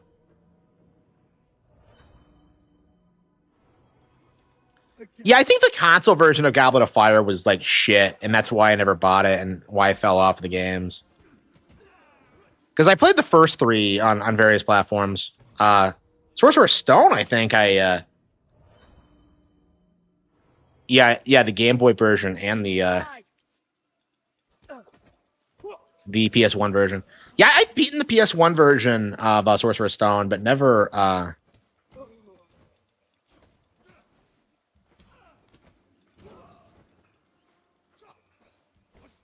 never the Game Boy version. So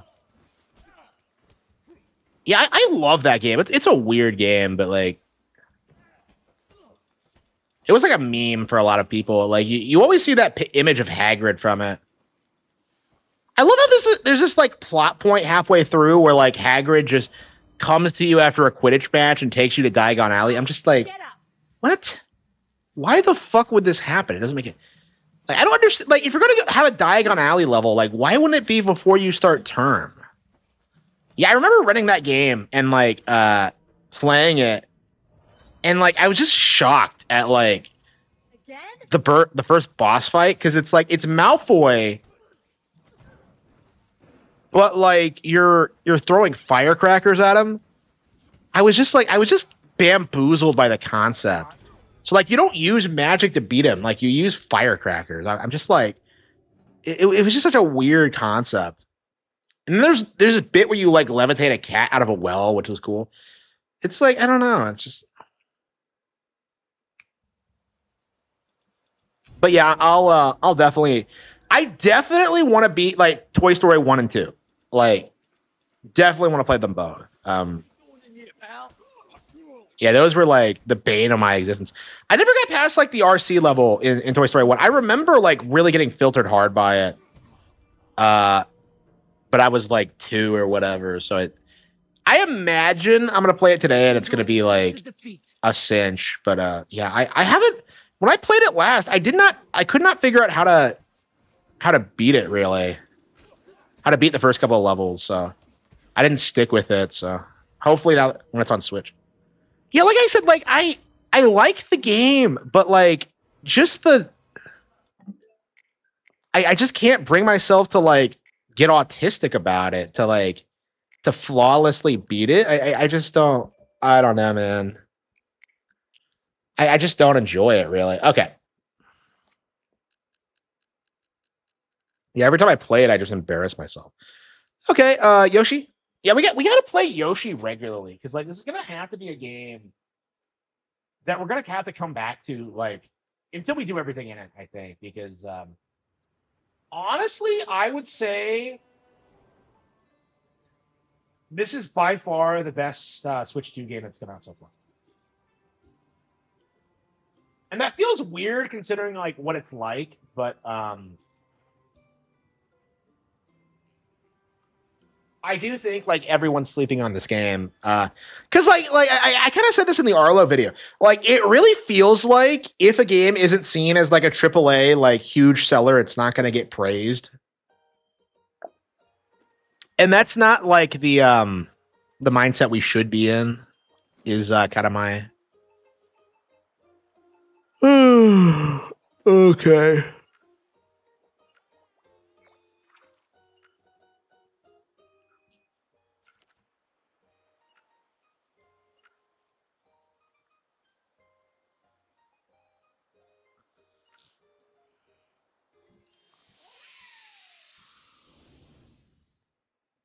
Are these things birds? Like, I really thought they were frogs. They're called crokioki.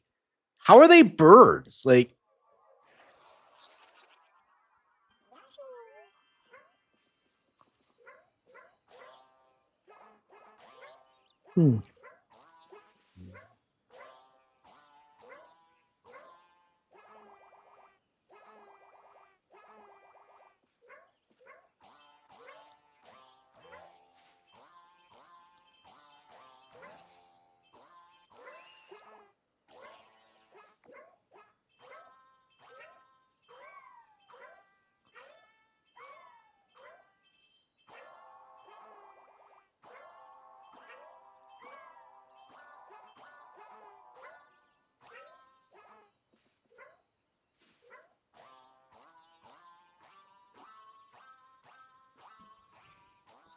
Like this game is just a joy to play, and I feel like people just don't understand that. Um,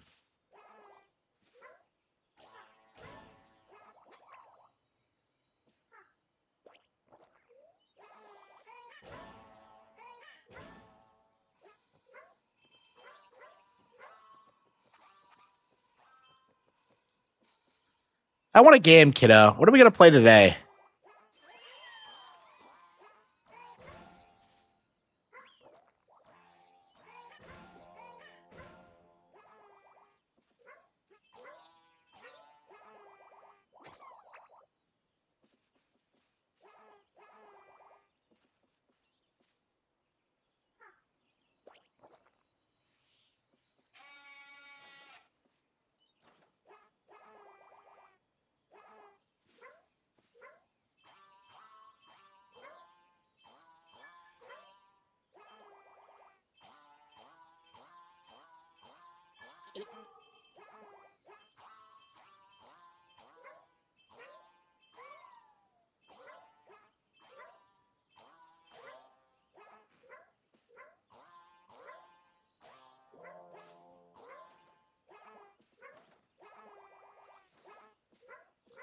Yeah, so like I'm moving these things, right?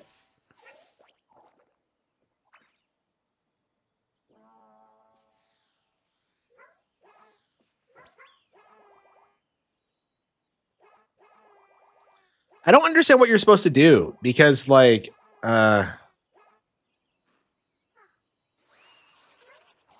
okay, we got that one figured out.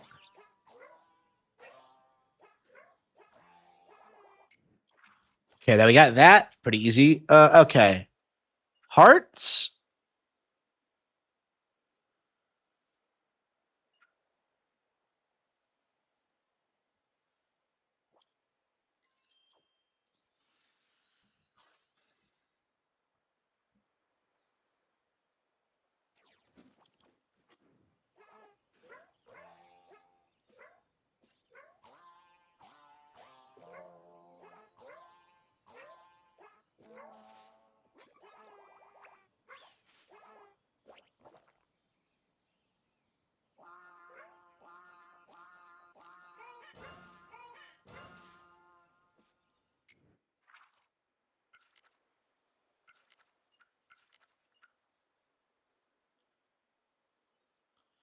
Heart turnips make their heart sing. Make a songbird's day a heart turnip. Oh, okay. Wait, is it not the pink thing? No, no, I thought that was it, right? Because they're happy.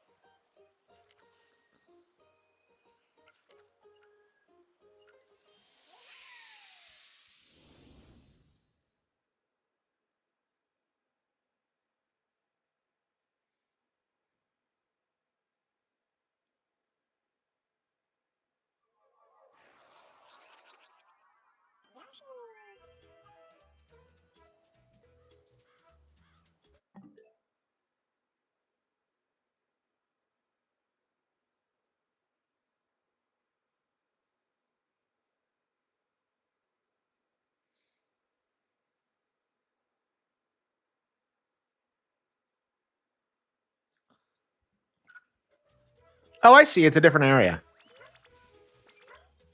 Yeah, okay, so sometimes creatures appear in different areas. So the If you can't solve something in one area, oh wow, it can do that? That's crazy. That is fucking crazy. What?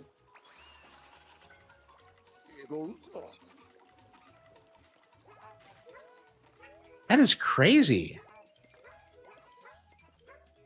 Yeah, you see so much crazy shit in this game. I don't know. Ugh.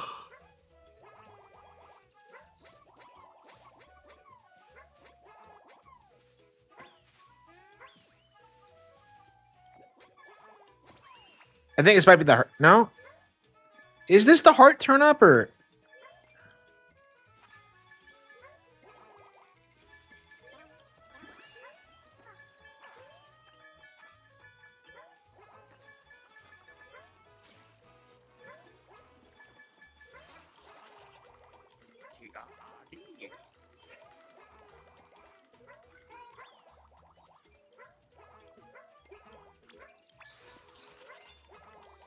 It scattered the leaves everywhere. Man, there's so many neat things.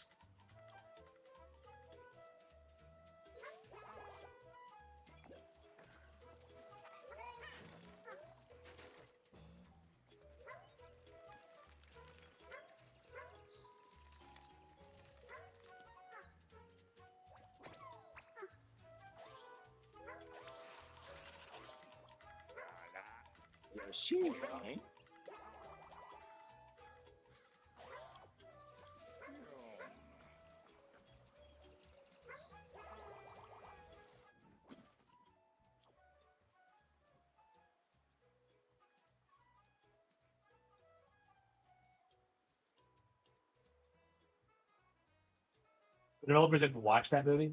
Well, like they don't okay, they didn't need to keep it close to the movie because they had a pretty good idea what happens because of the books, right? So like in a lot of ways, the video games are actually way more faithful to the books than the movies are. Like I'd say Hermione is like way better in the games than like the actual films because she's actually like herself as opposed to like the you know glamorized like I don't know like always perfect like Hermione.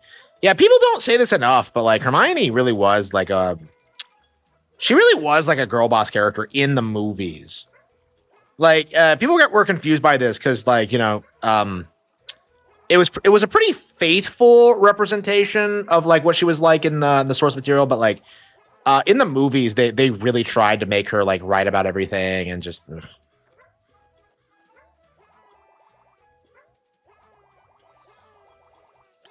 Yeah, I really think none of the three actors are all that good, and I think after like they disrespected Joe, I hope their careers never recover. But I don't know. Daniel Radcliffe is going around just doing whatever he wants. I had a crush on her. I think a lot of people who love the movies aren't too familiar with the books. Because I feel like most people, like I know a lot of people growing up who only watch the movies and have no idea what the books are actually like. So, like, and it's like one of those. This was before people like understood about like woke shit in games, right?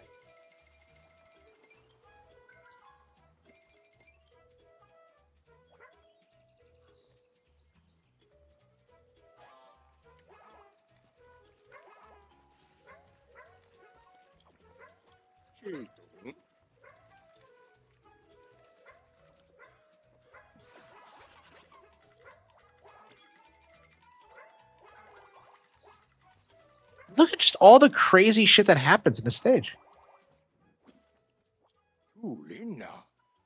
Identical. I mean, I haven't looked at him and I don't care. I don't know. It's like Hermione that sucks in the casting. Yeah, I think Ron's fine. Ron's probably better than the original. Not that that's saying much, but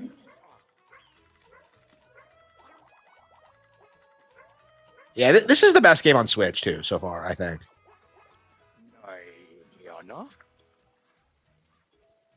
Confirm Jesus is Jewish for starting Christianity. Yeah, that's such a cope. That is such a cope.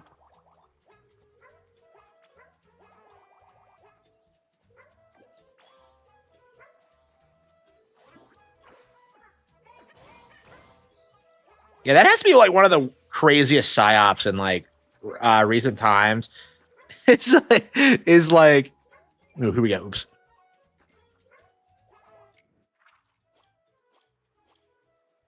Okay. Okay.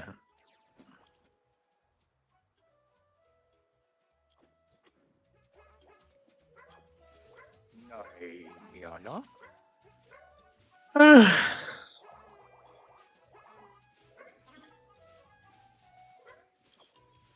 You didn't.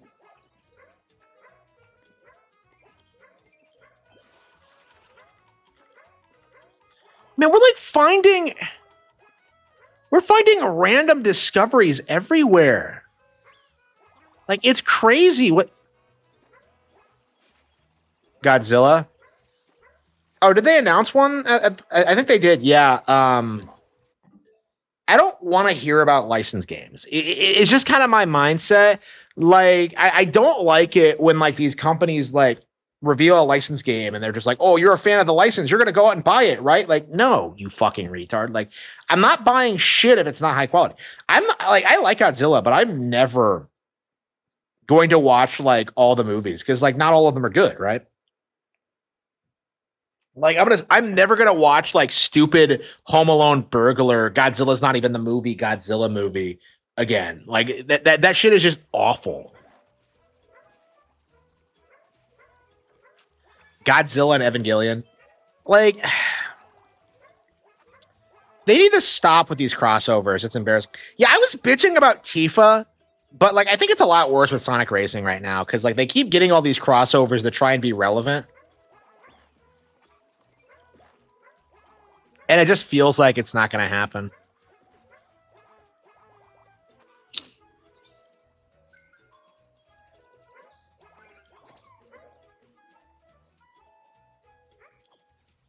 Oh,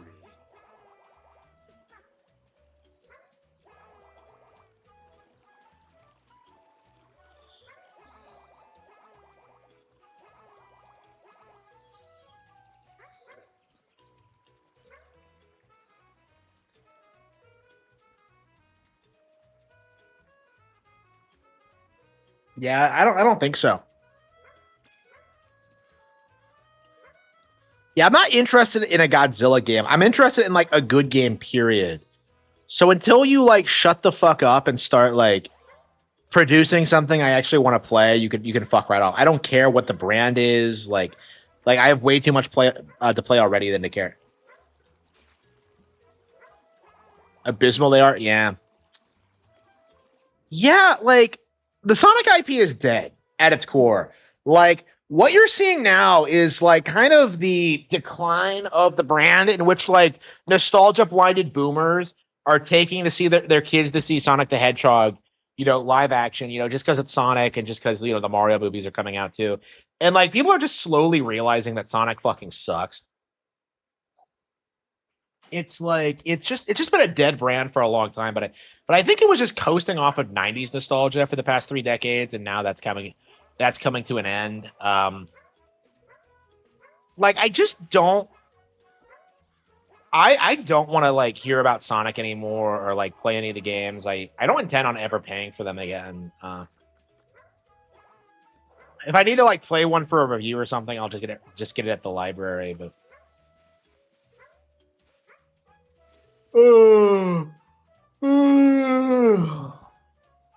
great. I'm having so much fun, and yet like every time I play this, I get worn out.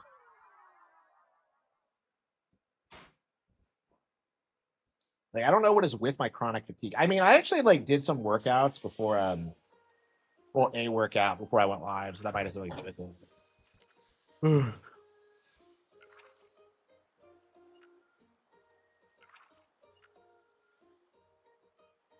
Uh,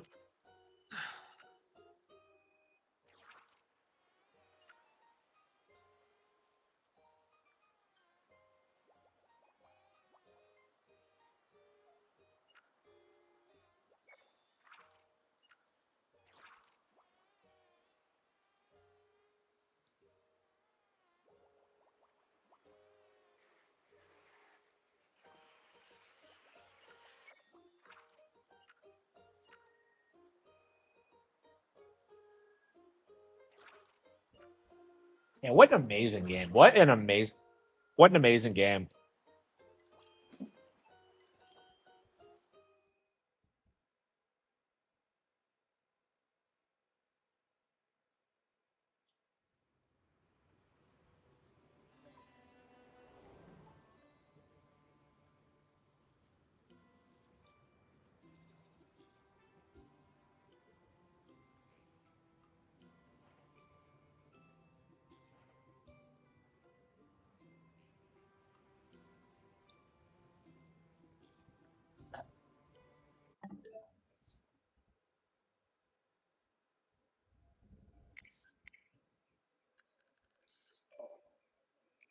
Yeah, I was actually thinking about acquiring the Sonic IP at some point. Um, because that's actually something I thought I would do is just like acquire all these like old video game IPs and then just like, make them Nintendo exclusive and like give them like good high quality reboots and like keep them relevant and get good teams involved with them and stuff like that. Like I thought about doing that, but like I don't know. I don't know if it's gonna happen. Certainly doesn't feel that way. I don't know, man. It's just like I'd rather just Sonic just die, honestly. Like it's just a dead IP. I don't want to hear about it again. Yeah, yeah. None of these people are talented. Like not even the Sonic games were good. Oh, we never did catch our fish. Oh, that's right. Shit, I completely. We have not played DK64. Okay.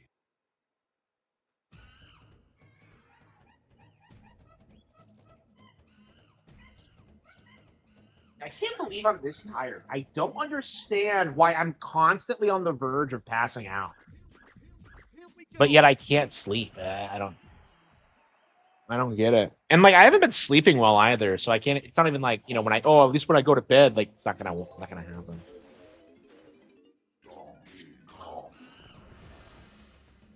Mm.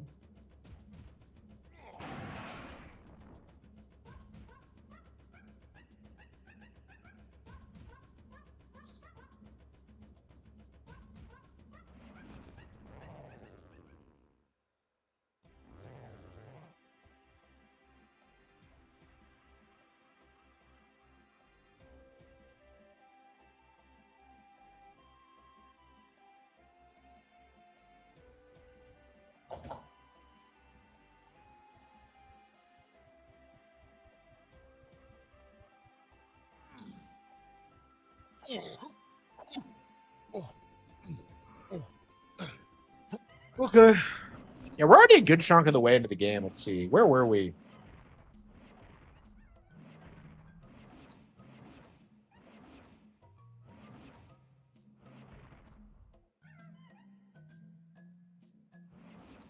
Uh, it's New Gloomy Galleon.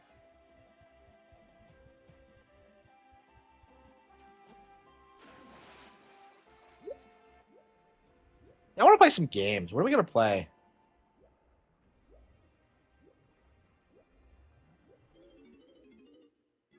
Uh,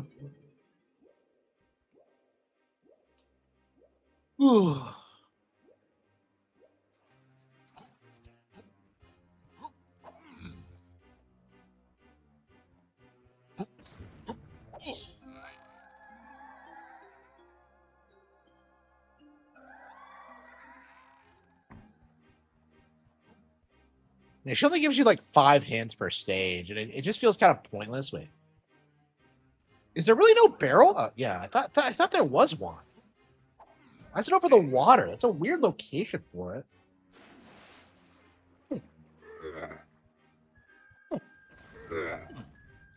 Ye very burger.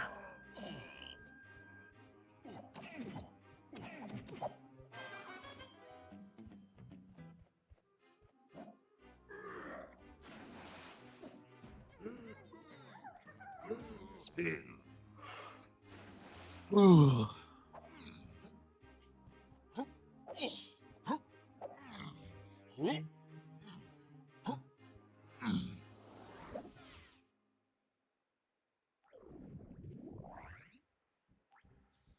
Yeah, I might watch some more movies tonight.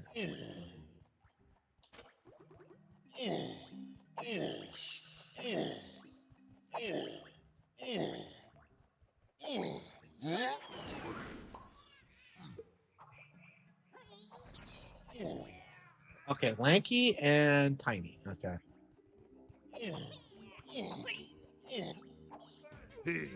Yeah, I would say this is probably my favorite stage. Cause like I just feel like it has such a unique like setup with like the caves and then you have two different like completely different oceans. Like I just love that.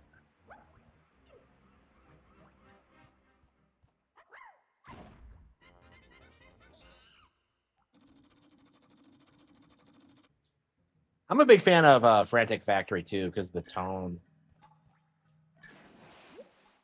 I'm not sure how like Funky Forest like my thing with Funky Forest is that like from what I remember, I think it's way too fucking hard. Is my impression of it.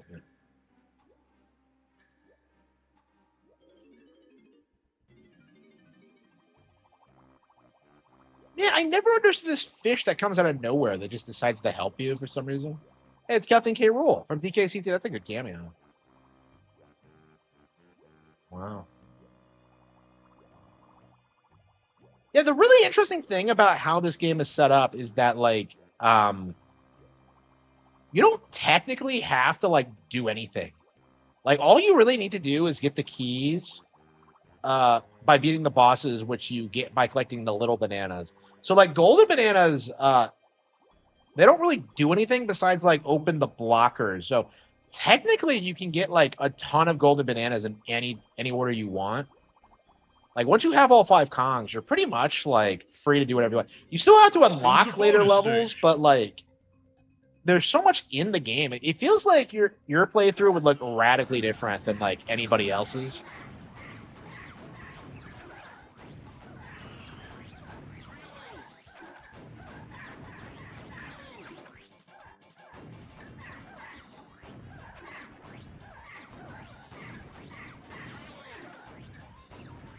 We need a DK64 too.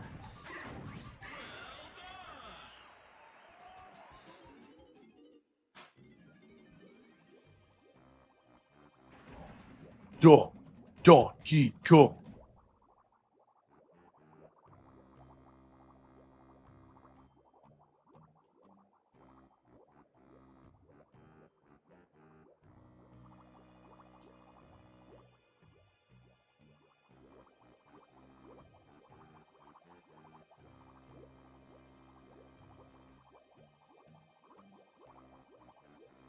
I need to start like yeah, I might end the stream early, take a nap, and then get back to editing. I really wanted to work on like the script today.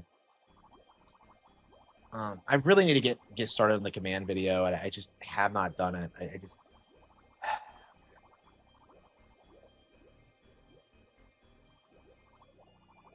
I don't know. I'm getting really fired up to do it. I'm so excited for when I do have time to do it. Okay. How do we get in? It was like through the roof here, right? Oh, here we go. Yeah, you go through here first. Yeah, I just love the whole feeling of like swimming through these sunken ships. And you don't have to worry about air in this game for some reason, like which always kind of confused me. You're telling me that like apes can breathe underwater? And it's weird because like the games have been really inconsistent about this because like DKC, you know, you didn't have to breathe in those games, but like in Tropical Freeze, they made it a mechanic. So like it's weird how they can be kind of inconsistent about that. It depends on what they want to do, but like yeah, I mean like people like people keep complaining about like continuity in these games, but I feel like people do need to start talking more about how like they make decisions based on gameplay. Like considering the way like if you had a drowning mechanic in this game, the level layouts wouldn't work. Like it's just like it would be a radically different game for that reason.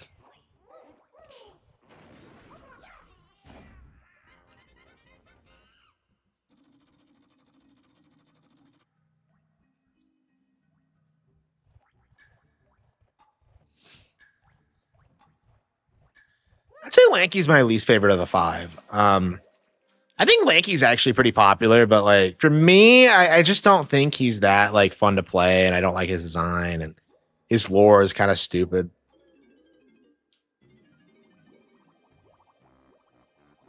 Yeah, we'll never get an explanation like as to what Aunt Lanky actually is, because like Lanky's actually most closely associated with the Mankey Kongs from Donkey Kong Country 1, which if you know the lore of that game, they were a rival Kong faction that turned traitor. So basically, canonically, Lanky Kong is one of them, as opposed to like a part of the core like Kong family. But they don't explain it. He's just kind of there.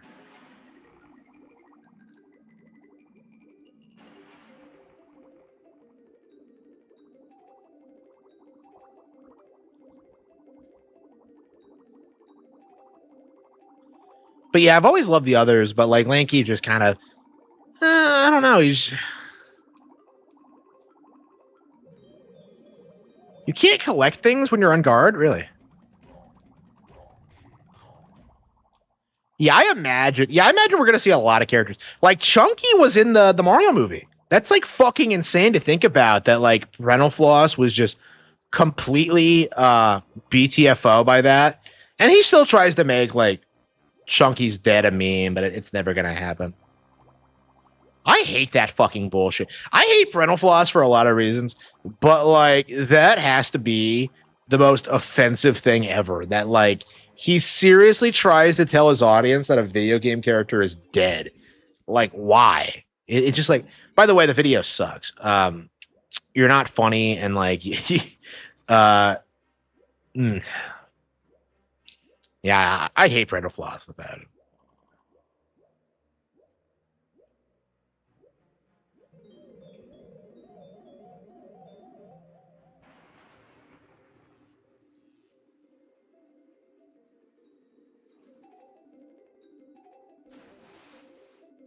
Yeah, so this is okay. So I'm not a big fan of like Rambi, but like Engard in comparison is like one of the most fun things I've ever seen in any underwater stage, like ever. Like it's so satisfying. Like I really detest. Yeah, we keep getting Rambi over and over again, but never on guard.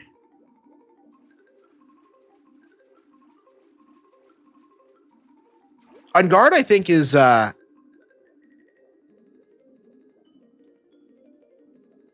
a way cooler character, but no, of course, a Rambi is more iconic. It's a more iconic animal. Yeah, this game like made me think swordfish were like way more popular than they actually are. Maybe they are a big deal, but like I swear I've never seen them in media outside of this. Like I don't know, is Engard the most famous swordfish in fiction?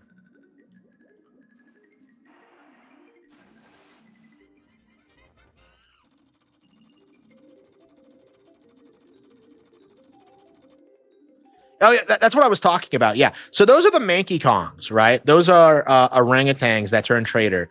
So that's what I was saying is that Mankey Kong is one of the Lanky Kong is actually one of them.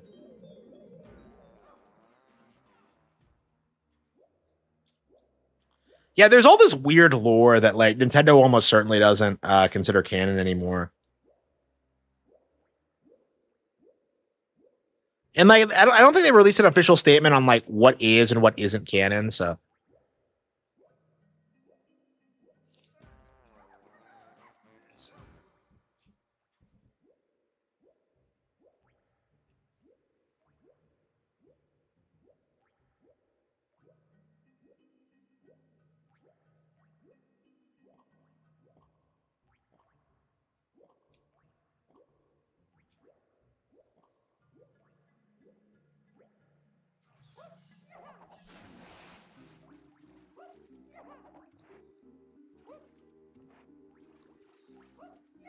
like there's so much.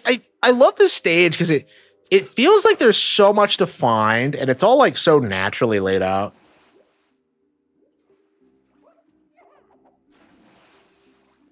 I think we have to raise the tide.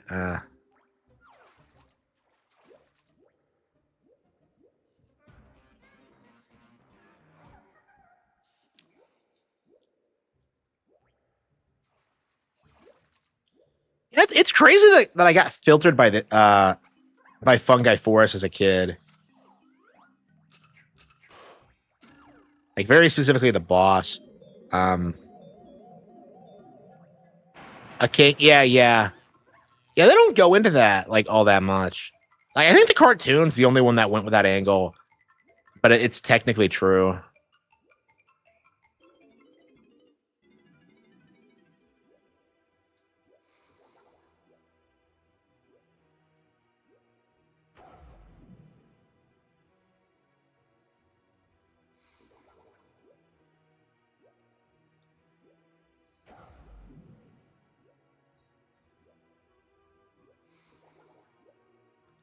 I just love the rareware designs of things. I just feel like we're never gonna see this again.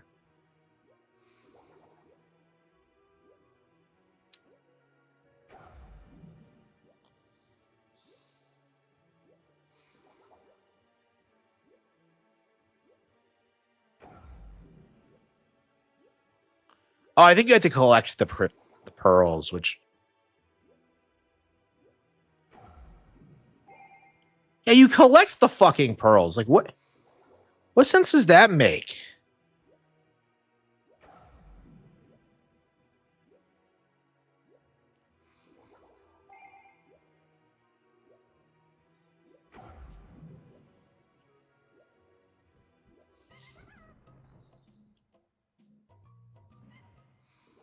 Yeah, I think Jungle Beat kind of establishes the new like Nintendo canon for the brand. So maybe we should look at like Jungle Beat as like, you know, the actual origin of the character now instead of country. So I think it's safe to say like Bonanza happens last, but Jungle Beat happens first. Because like Diddy isn't around, so I guess he hasn't been born yet. I remember like one of my theories was that like that was actually Donkey Kong Jr. and then like the next Kong was like the Donkey Kong Country Kong, but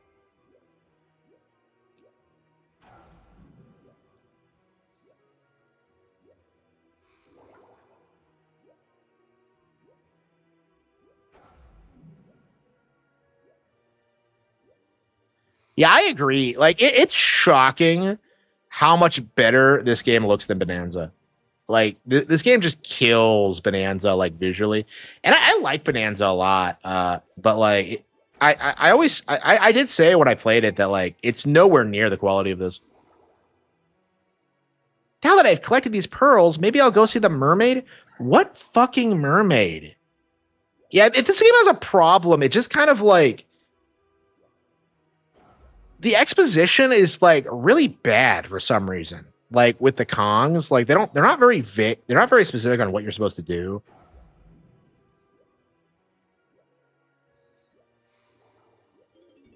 Like what fucking mermaid? Like I haven't seen any mermaid.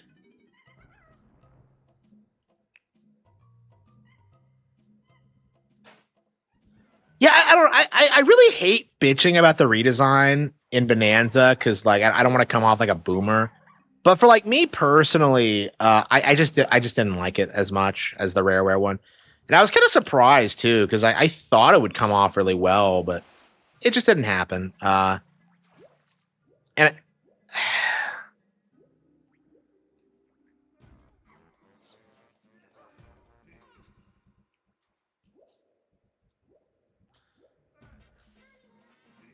but yeah, I'm glad to see so many people playing this game. I when I finish it, I'll probably do a retrospective on it. Because I think this is gonna be the first time I've beaten the game in probably a good 15 years.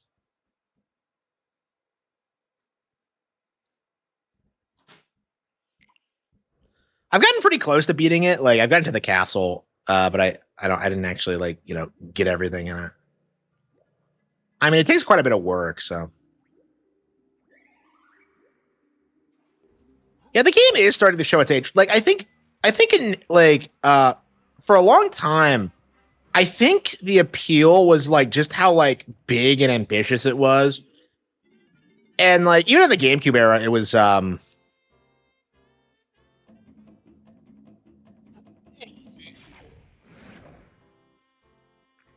just isn't true anymore.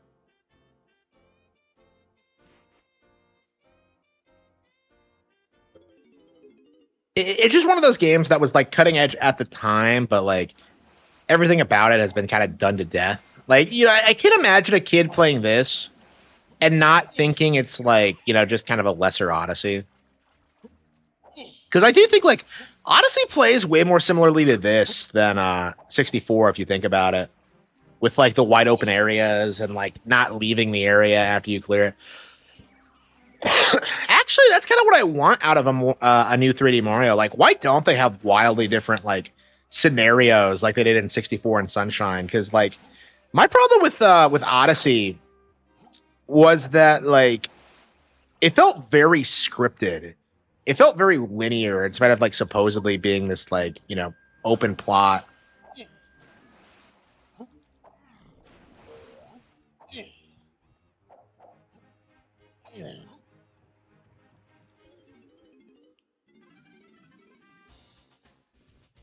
The coping and seething over the gaming and casino fids doing. I haven't seen any of that. I've seen people like complain about the ads in the comment section and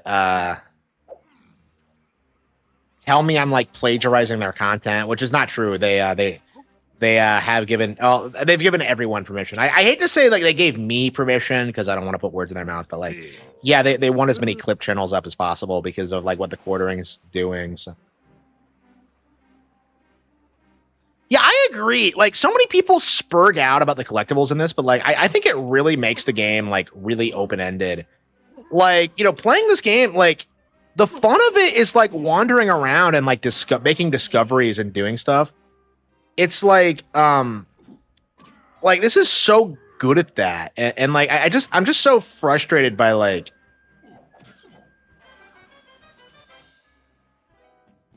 the sheer amount of people who act like that's like somehow a bad thing or somehow holds it back. Okay, hang on. Yeah, I love this area, but the theme is not my favorite.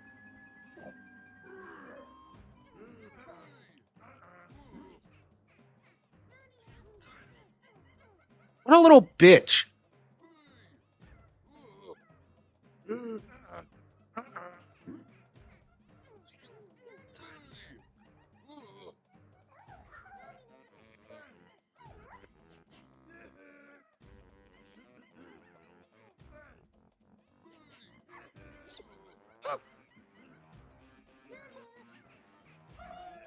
He doesn't even have his Nintendo hat. Yeah.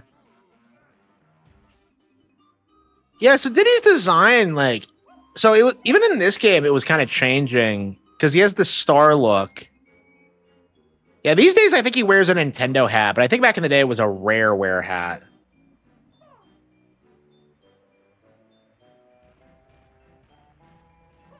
Yeah, I agree actually. Yeah. So like, okay, so what happened with 64 is that like the industry just realizes that like, holy shit, Nintendo revolutionized like the gaming world with Mario 64. What do we do?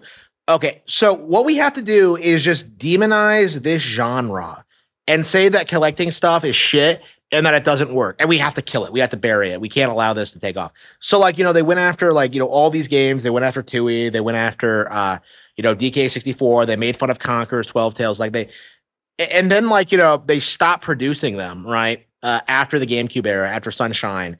And the narrative was that like, oh yes, the 3D collectathons, they're dead, they're dead, they're dead. Finally, Nintendo's seen the light, they know what's up. And what happens? They bring it back with Odyssey, it's a huge hit. So like there was nothing ever wrong with the genre. Like what was happening was that like it was a huge success and the industry like tried to rally to destroy it. Kind of like how they rallied to destroy New Super Mario Bros. Like exactly like that actually. Fuck.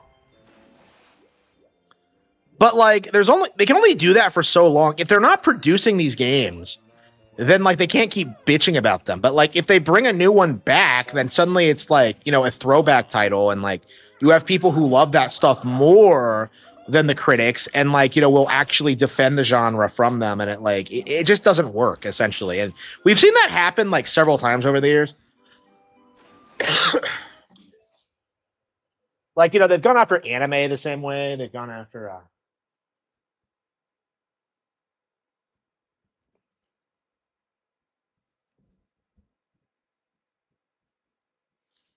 I think I want a snack.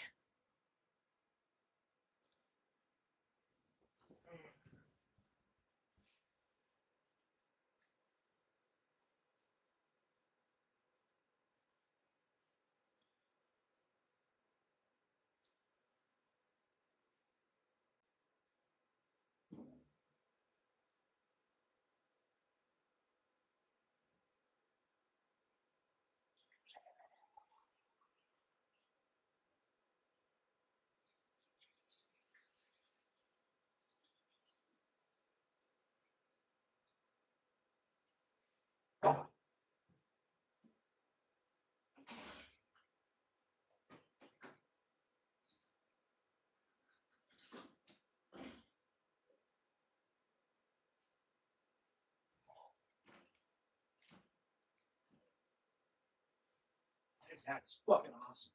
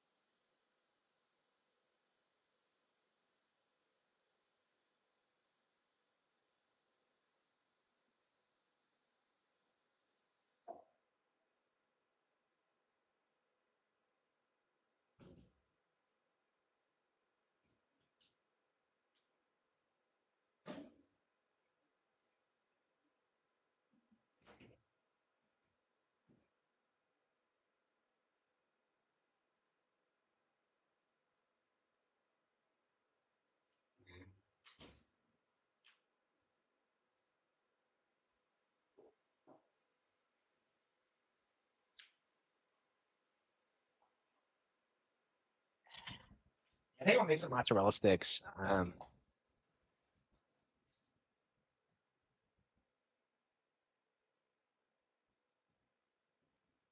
Yeah, with Zelda, like the way they tried to downplay Zelda, they tried to classify it as an RPG, and the narrative was that like Final Fantasy was way better because it was more adult and had more of a story. You know, so they tried like selling you on a lot of different games. I believe Baldur's Gate 1 and 2 were like pushed at the time, but were pretty quickly forgotten. Kind of like Baldur's Gate 3 versus Tears of the Kingdom, actually. Kind of crazy. I know this changes, but like, yeah, yeah. Speaking of Baldur's Gate, it really feels like Nintendo is no longer working with Jeff Keighley. Like, I think they just had like an ad on am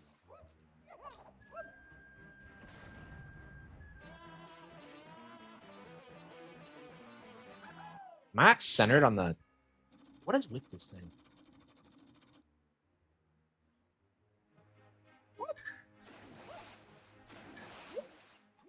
Yeah, like I wonder if like Nintendo's actively like not working with Jeff Keighley anymore because of how he fucked them over at like 2023, how he like disrespected Anoma and stuff like that. Like I genuinely got that impression that like he did a bunch of shit that he was not supposed to do. Like like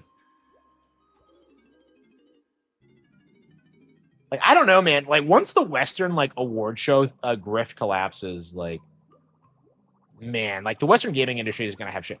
And like it really does feel like it's just like the entire industry is being propped up by Jeff Keighley and and the IMAX money. And like I just ugh. Welcome to bonus stage. GTA 1 and 2, yeah, it's not true, yeah.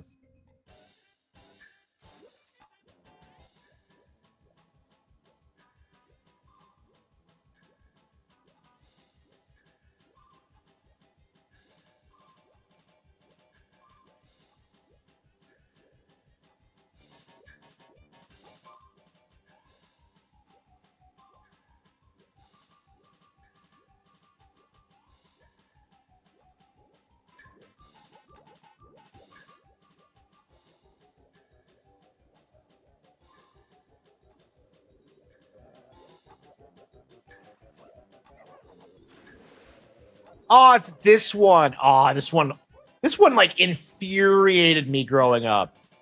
This shit pisses me off. This should be banned. What the hell was that?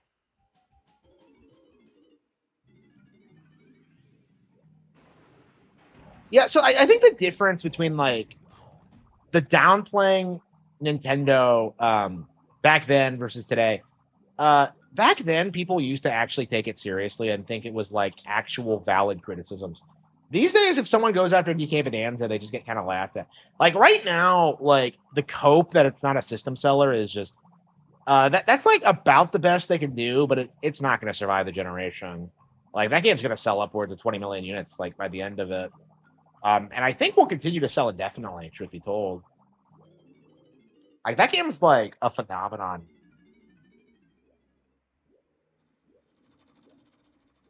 Yeah.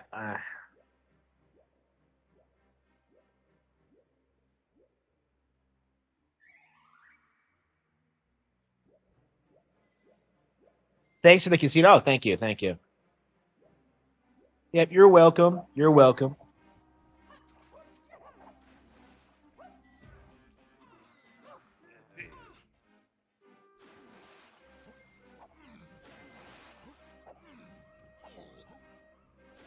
Yeah, I'll be re-uploading Kino Casino clips for the foreseeable future. So I hope you keep watching them. Oh yeah, by the way, if Jeremy Hambley comes after me, I do think we are gonna have to like, I don't know, we need like donations or like, I don't know, Patreon, my alternate like, income sources, book sales, stuff like that. Please support me through like any means you can, just so we have our ducks in a row if like he decides to do something, because I am kind of running a risk by doing this, and it's been paying off for me pretty well so far, but like,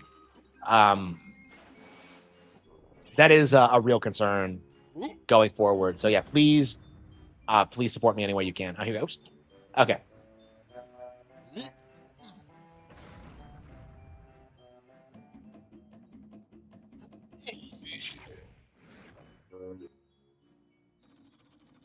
I think you've been playing too many Tails if you think too much Tails if you think that. Wait a minute, does Tails literally advocate for flat Earth? I never thought about that. Like, is that what like happens in Tails, that like the planet's secretly flat or something? And I don't know. I'm just like, because I remember there being a water dome in like one of the Tails games, and I'm just kind of like, what the hell are you talking? So is Tails flat? Is Tails advocating for flat Earth? Is Malice real? Oh, here we go. Is the Demon Lord really a hot chick who really hates like the Shepherd?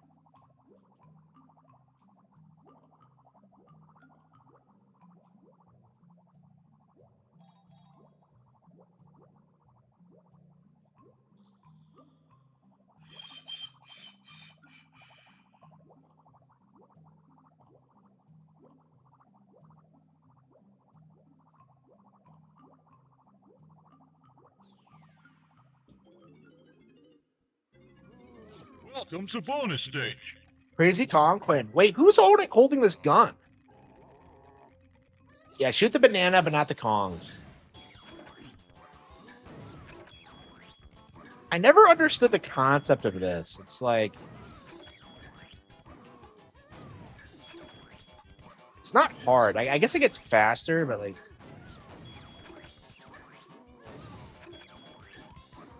they're on goofy poses.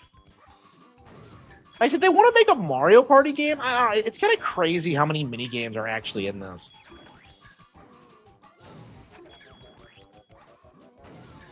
Yeah, because Banjo-Kazooie's not like this.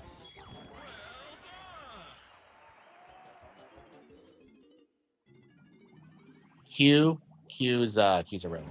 I don't think anybody like follows Q anymore. Q is always like fake. But... I don't know, man. Like, I do think one of the things about the right going forward is that we do have to shut down like all the obviously fake, like astroturfed conspiracies that nobody actually believes, but are like introduced to discredit them. Because that's like the reality of this.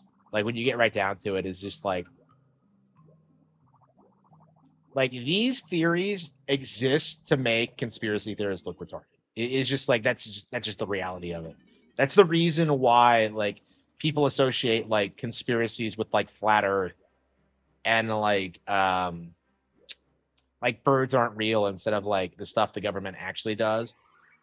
It's like it's just a giant psyop.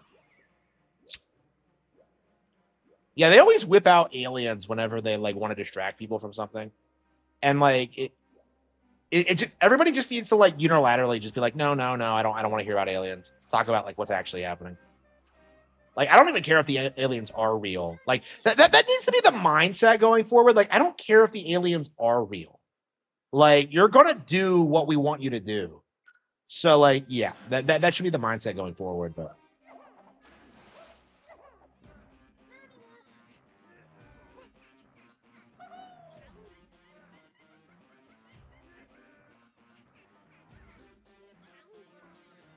oh, you're saying Q and QAnon are two completely different things. Don't be retarded. What are you talking about?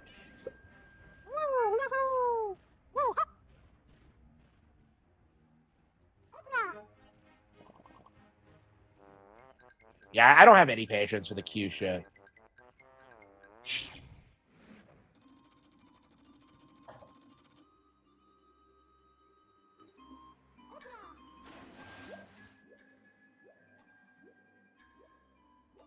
Yeah.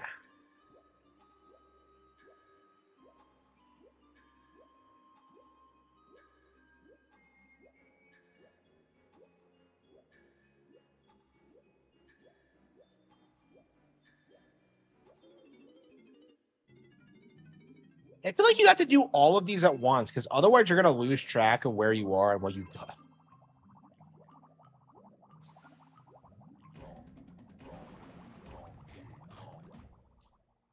So is this supposed to be the pirate ship from DKC2?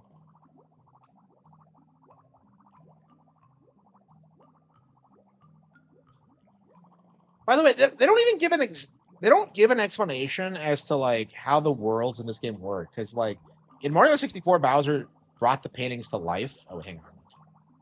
Is this alive? Nope.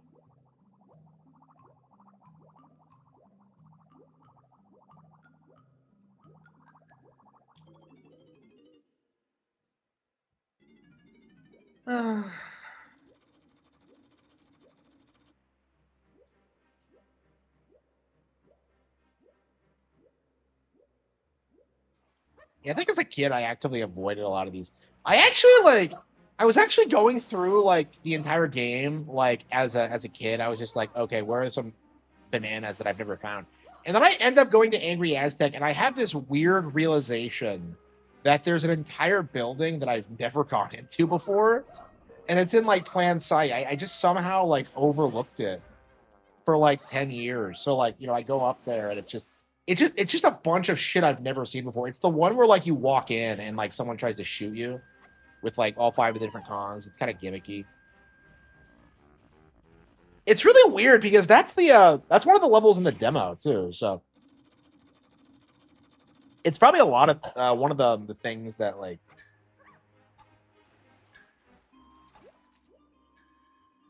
I think that might be how I decided to go look for it because I realized I'd never actually seen that sequence. Get out.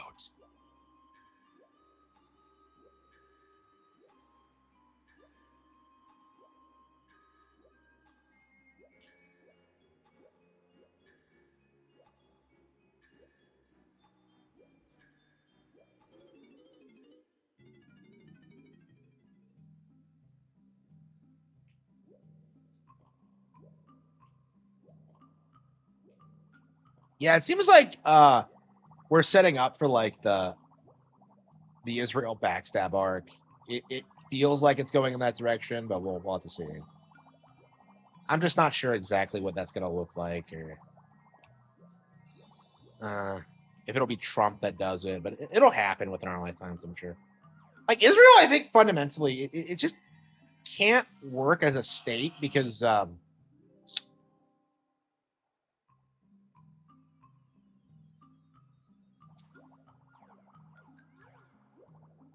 the people there are inherently like a parasite class, right? Like they can't like exist the way that like normal people do. Like they have to have a host to leech off of.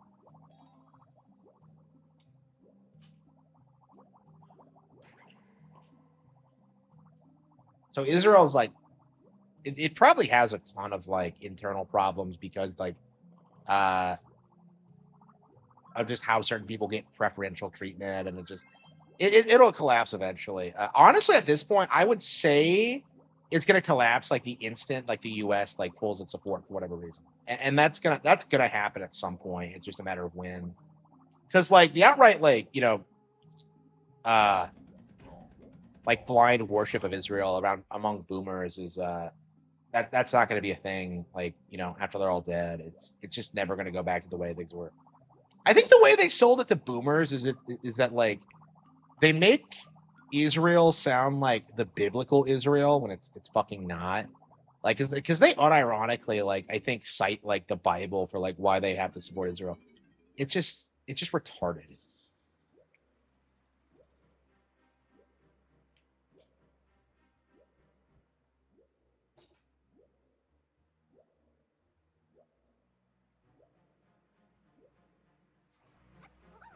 Yeah, I don't know. I'm curious like what things are gonna look like after Trump because like even in 2016 I was just like yeah Trump's gonna do great, but like what happens after Trump is like kind of the question I had, and I feel like people still don't ask this very simple question like what is gonna happen after Trump, and it just feels like I don't know. I don't know if like Baron Trump is gonna be like the God Emperor of mankind or what. If he's setting himself up to be like I don't know like oh, there is no triangle here. Weird. Okay. Yeah, I think it's elsewhere for Chunky. Okay. Uh,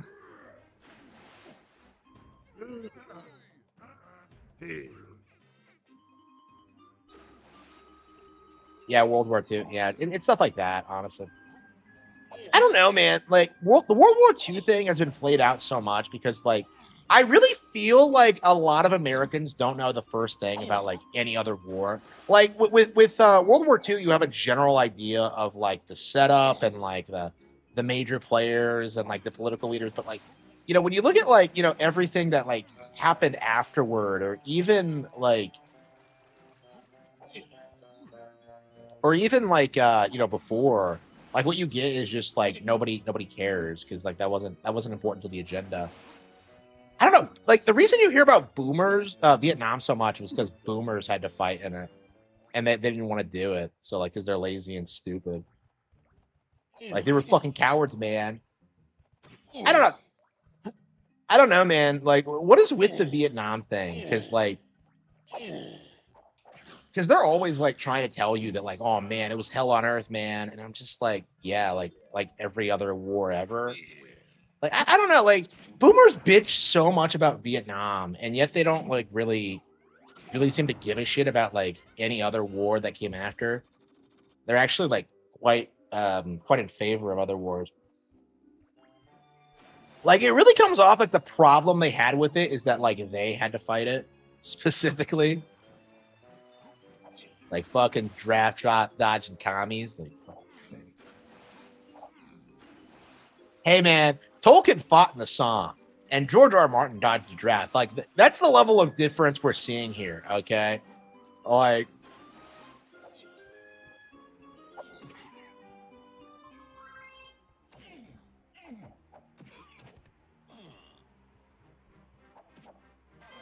oh, hang on, what the fuck did I do that for? What was I thinking? Can you actually jump up this? Like, I think Chunky's like can't jump high enough. I think you have to raise the tide first.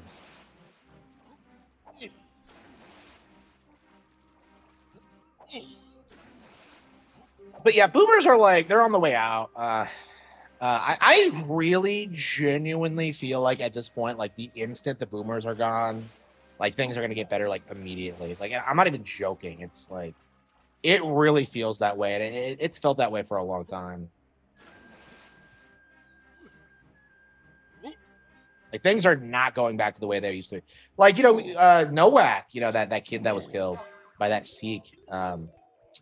Like I think 10 years ago they would have been able to successfully brush it under the rug, and like the boomers would have just shrugged and just been like, "Oh, it's glad it's not me, man. Oh, these are the sacrifices you have to make for diversity." That's not a thing today. Like it's not going to be tolerated going forward. And I feel like the establishment is very unprepared for dealing with like a population that isn't comprised primarily of boomers. They are not prepared for that. And I think that's a major reason why they're panicking so much. Why did I pick Chunky? I was gonna get Diddy. Yeah, you should probably get like the blueprints first. Oh, here we go. Okay. Yeah, so Chunky's like thing is like all the way over here for some reason. I never understood that.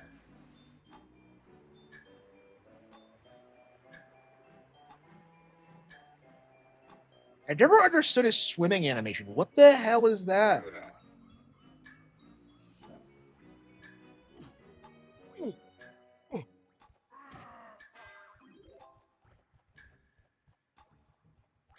I think you could technically switch your Kongs and get down there.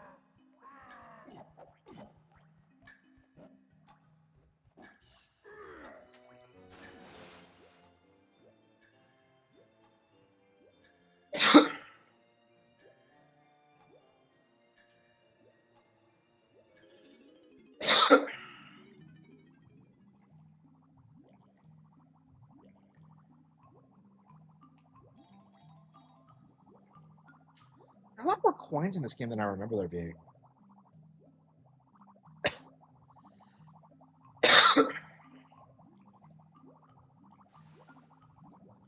There we go.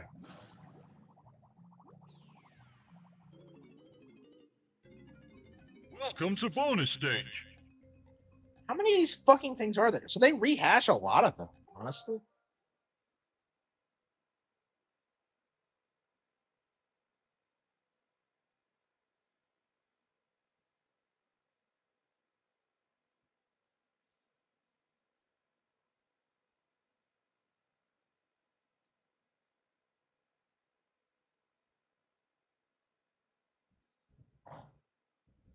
Okay.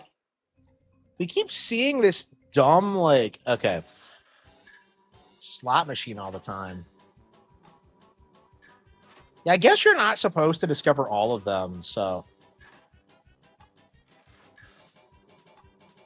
Yeah, I think for the average player, this would be a pretty hard game to get through. I remember playing it growing up and feeling like it was like this huge thing. Shit.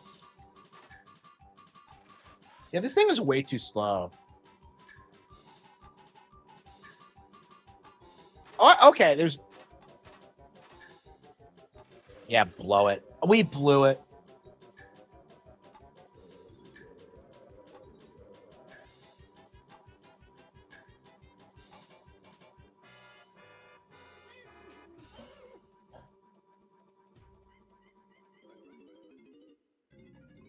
Welcome to bonus stage. Yeah, I think I'm gonna put some mozzarella sticks in the oven. Have a snack. I'll probably have some vegetables with it.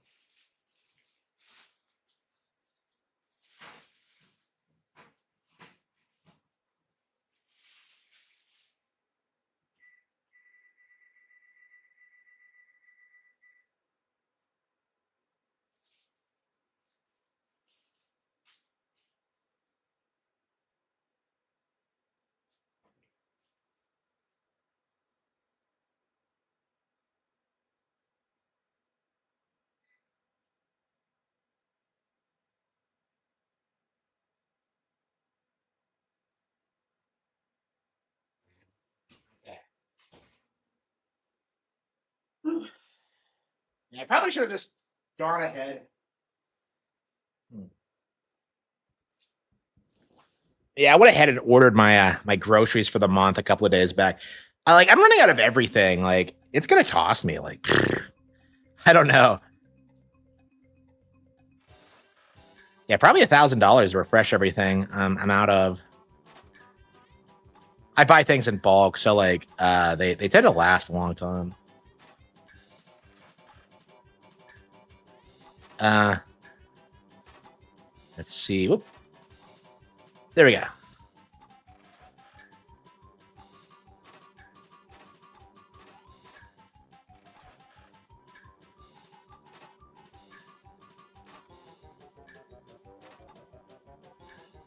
damn it! Fuck.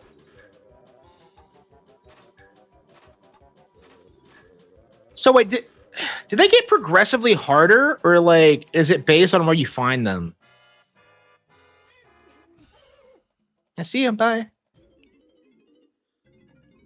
Welcome to bonus stage. Welcome to bonus stage.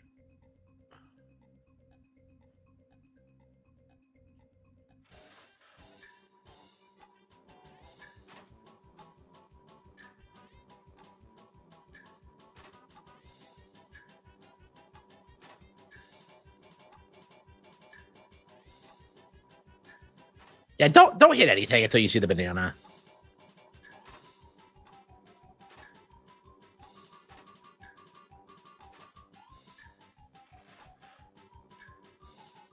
Oh fuck. So it gets faster every time. I was wondering, like, isn't it faster than I remember being?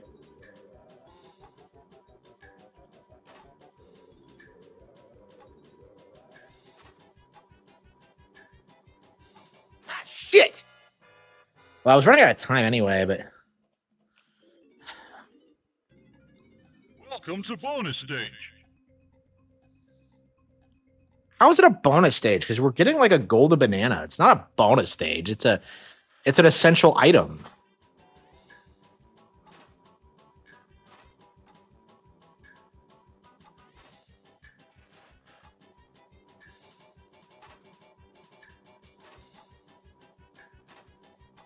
Yeah, the mini games really work because like you're spending the rest of your time like exploring the world, so they're always like a nice like diversion from what you typically do in this game. Oh, here we go. Shit, fuck. Okay, like I just keep.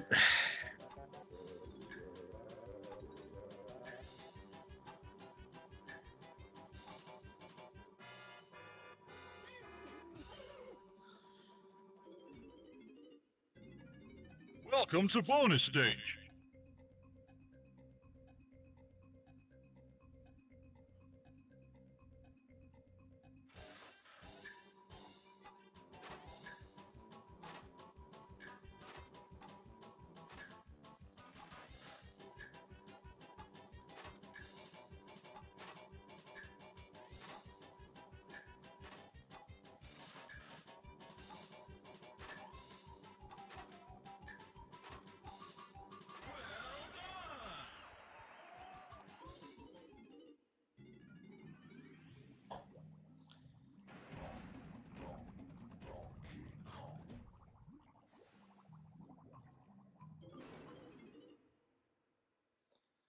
All right. Yeah,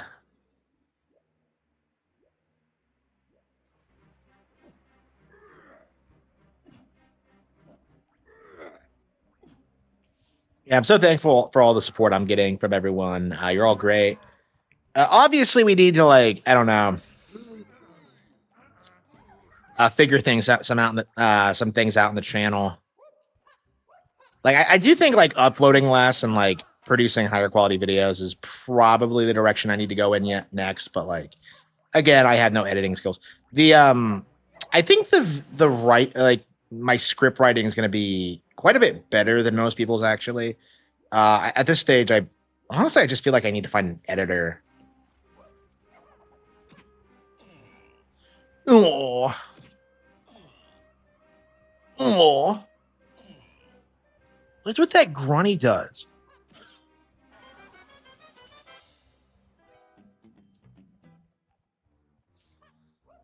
Yeah, I'm surprised. I don't understand why anybody would come away like disliking this game. I think it's quite a bit better than Banjo-Kazooie, honestly, because it's more expansive, more playable characters. You know, the gameplay's better, the bosses are better. Well, actually, Banjo-Kazooie doesn't really have many bosses. It has one really good final boss, but like generally speaking,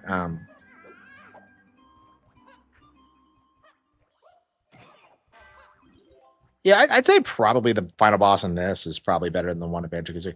Yeah, like they were killing it with final bosses back in the day. Yeah, Rareware were the best at that. All right.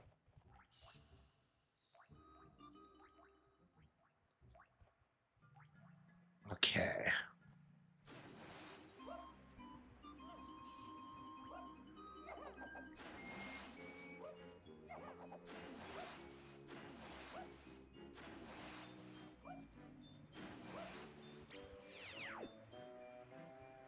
Why would you ever want to warp here? We've already gotten everything, haven't we?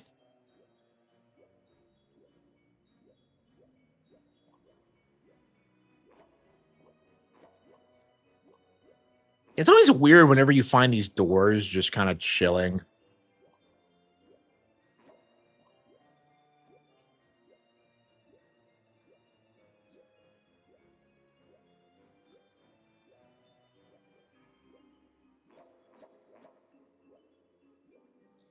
That's all right. We haven't broken through everything with Lanky yet. Yeah, we got to raise the tides. Is there any way for the? Is there any reason for the tides to be lowered? Because I really can't think of any. I think you can shift them back, but there's no reason to. You do need to raise them though.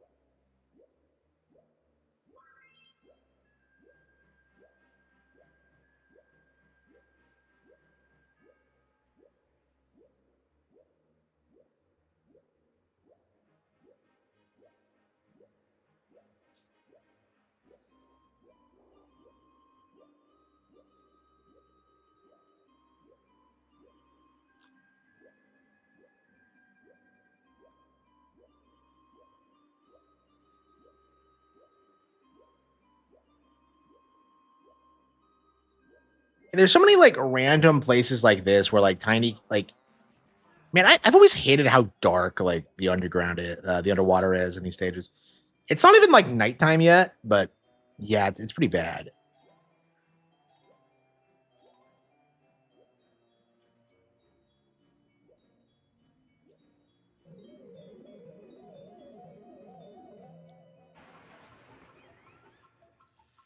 I am a banana.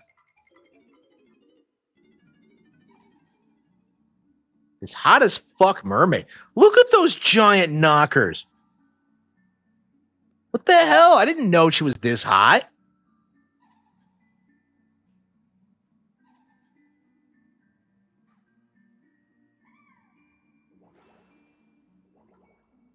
This isn't Martha from Link's Awakening, is it?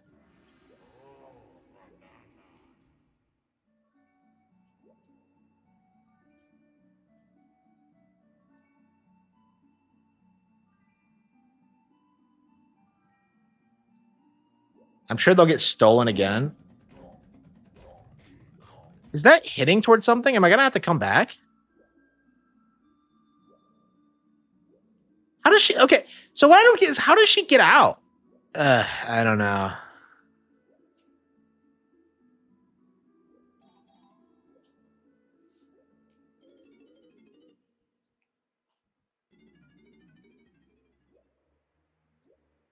Like, how did she get out of that? I don't get it.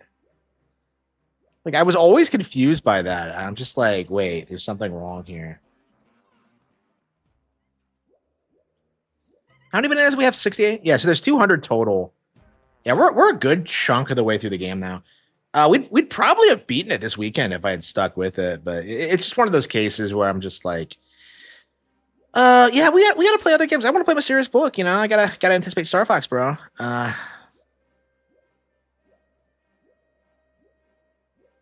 Yeah, I don't want to fight the boss until at the very least we've done the tides.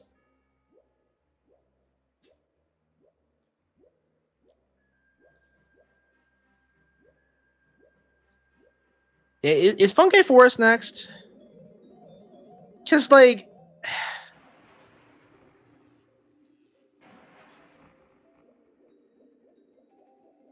I don't understand why you can't like collect bananas as on guard. I don't understand. It's such a weird limitation.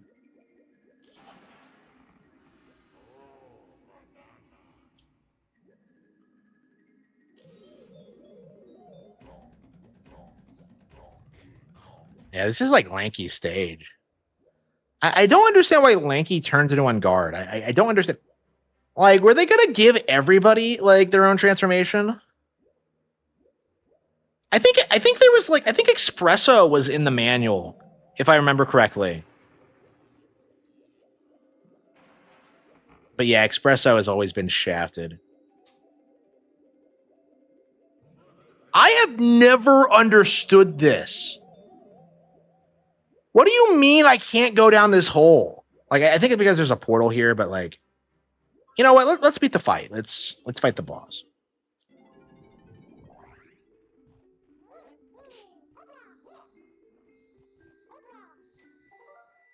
Hang on. Yeah, it's get my food in the oven.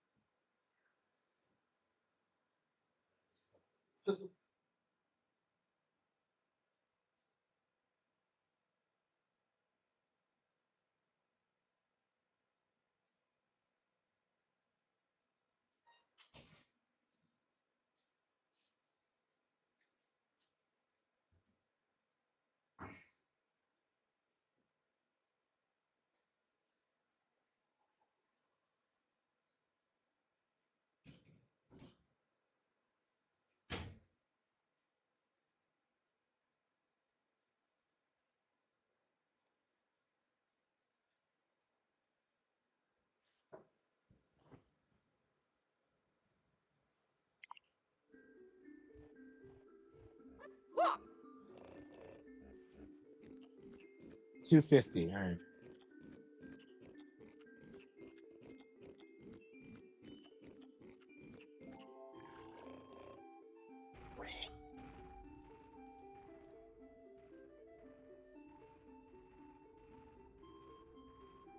I never understood like the rumbling. Like, is it the boss? Can Linky use the stupid like juggle if he doesn't have any bombs? Oh, by the way, yeah, Lanky actually he fights the boss here too. Wait, what?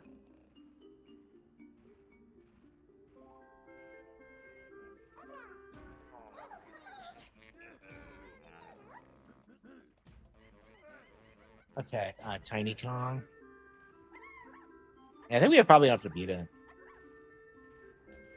Yeah, I'm so used to like not having enough bananas that like you.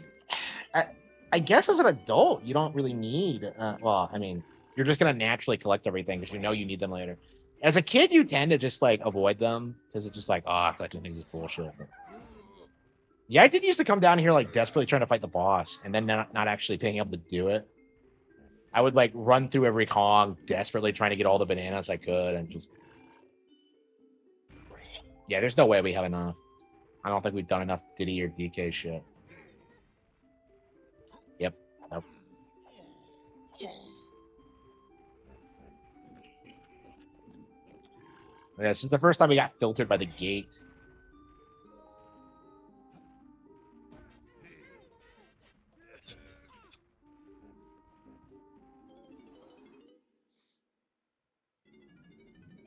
Yeah, I think I'm just gonna end the stream here. Honestly, I don't really want to keep playing.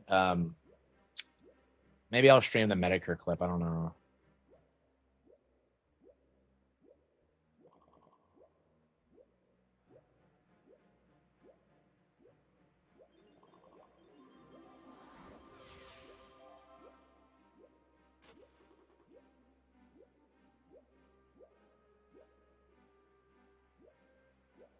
And which side should you go down first? Like I think I've always gone the other way.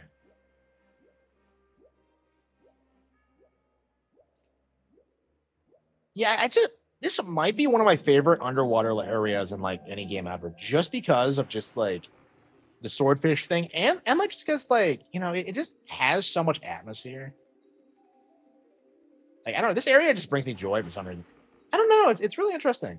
Because I wouldn't say this is like something that often comes up as a great underwater level.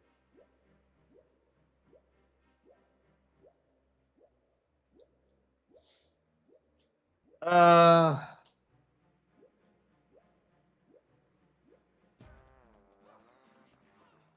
yeah, I think I'm just gonna end the stream. And I'm gonna see if I can find anything to make videos on.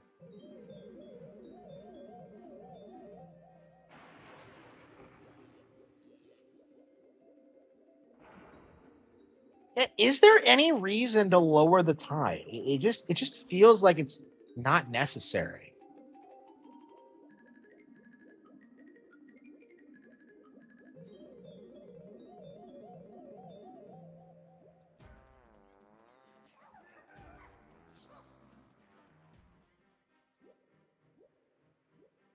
All right, well, yeah, I need to get back to work. I mean, I guess I have been working.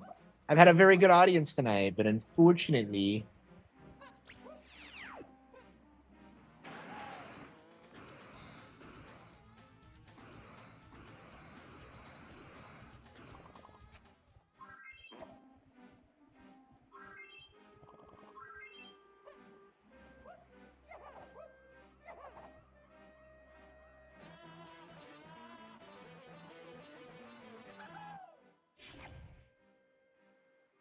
man, like that's one of the things about this stage that's really obnoxious. Is just like there's so many times you do something like this, and like you have no idea where it is. Like you assume it's fairly close by, but like yeah, I mean you won't forget it once you know that like you are supposed to go to like other areas, but it's just kind of obnoxious the first time. I remember struggling with this one in particular.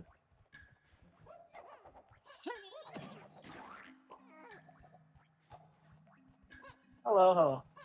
Yeah, I don't think I'm gonna be a lot streaming much longer. I think I'm gonna end it. Oh, here we go.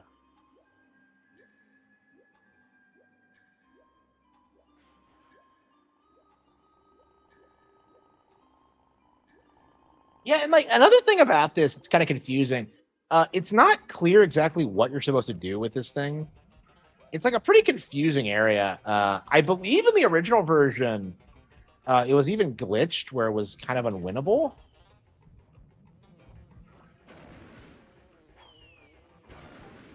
What the hell was that? Yeah, I think you want to come down here with as much ammo as possible because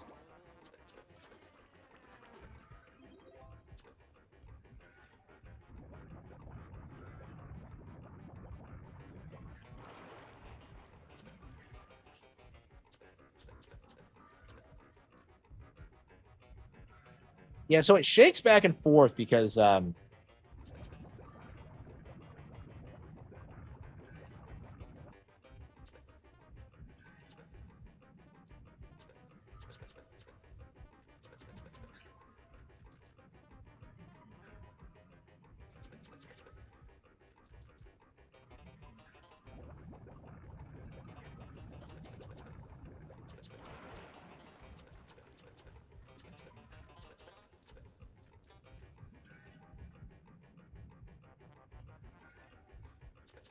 Oh, do you have to hit them? Oh shit! You have to hit it multiple times? Are you kidding me? Shit! Does that have to be 3 times? I didn't even think about that. Like, I knew there was something confusing about this, but I'm just like,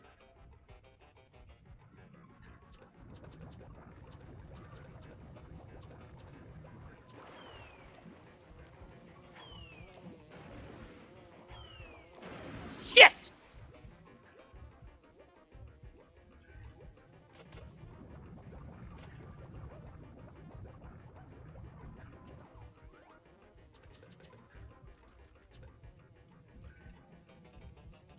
Yeah, I think a lot of people recommend this be one of the last stars last bananas you get because yeah, you have to hit it 3 times. Wow. So get this, you get kicked out and then like you can't go back in. Like you have to trigger the entire sequence all over again. It's so annoying.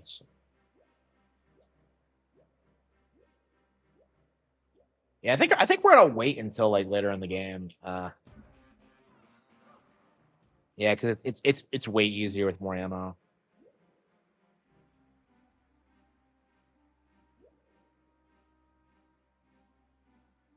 Yeah,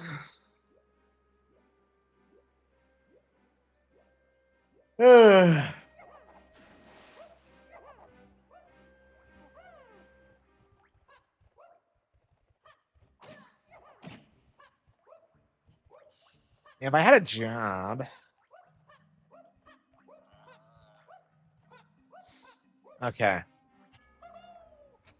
Okay. We're gonna.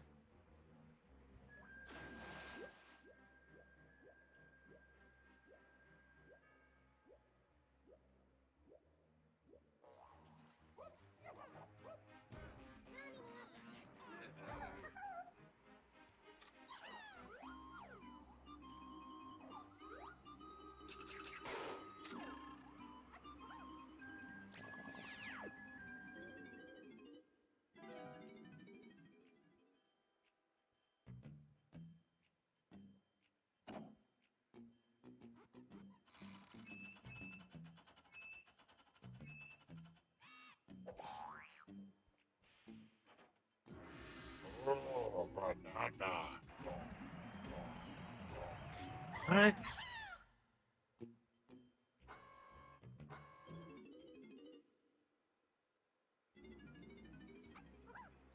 Why does Snide have so many bananas anyway?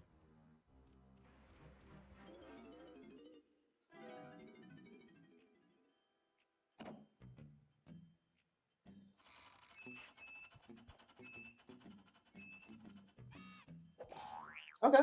Okay. Oh, banana. All right, hang on. I think that's my food. All right, we are gonna take a break, and we'll see if we end the stream or not. But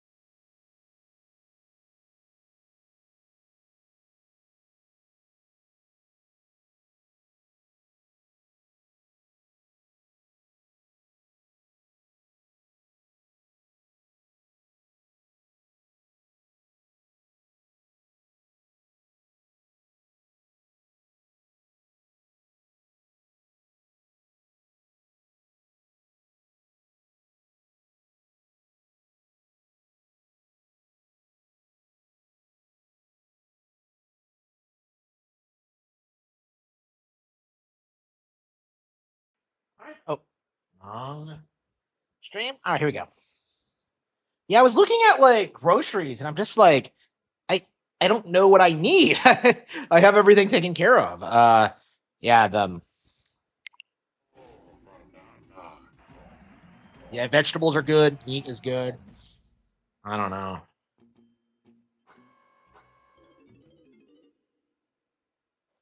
I was looking at everything, and I'm just kind of like, well, the stuff I'm out of, I should probably stop eating anyway. So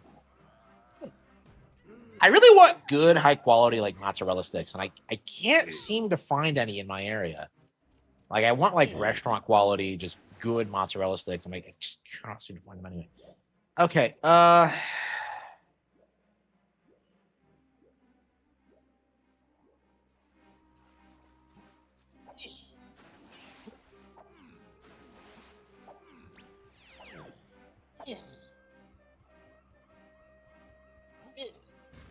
I'm pretty much out of my ketchup I like. Yeah, I ordered like $100 worth of it back in February, and I've only just now run out. So yeah, I mean the stuff I buy lasts. Like honestly, I think I'm gonna just take the time to like just clear out my refrigerator completely, and then just fill it with like good shit. Like I don't know. I have so much broccoli in my freezer that like I don't know what I'm gonna do with it all.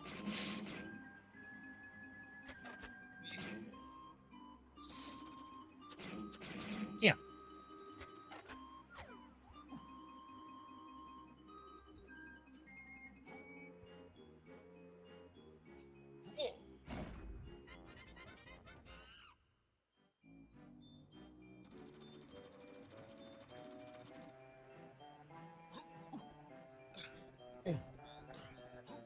What was in here?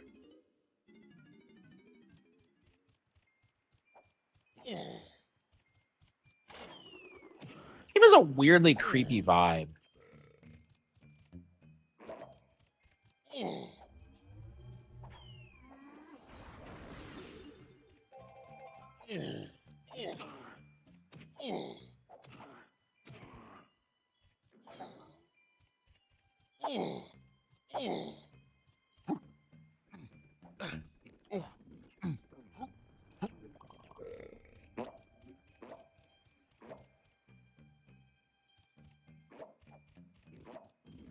Not really, no. Like it's not even true, really. Do you think I go around in my day-to-day life obsessing over this? It doesn't fucking happen.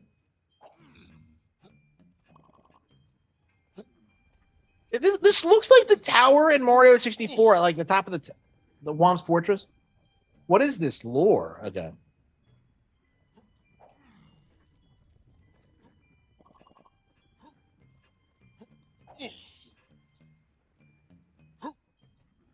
Yeah, I love DK64, but all right. I barely remember this room. It's kind of forgettable. There are like a lot of areas in this game that are kind of forgettable, aren't there?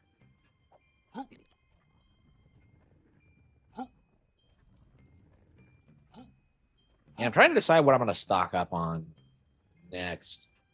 Yeah, I think I'm just gonna clean out the freezer. I'm gonna eat everything I still have. Um, I don't know. I might go until July without buying more groceries. We'll see. It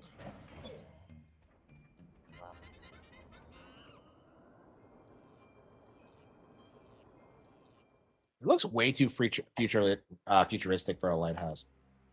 The idea of living in a lighthouse sounds really comfy to me, but I have no idea how they actually work or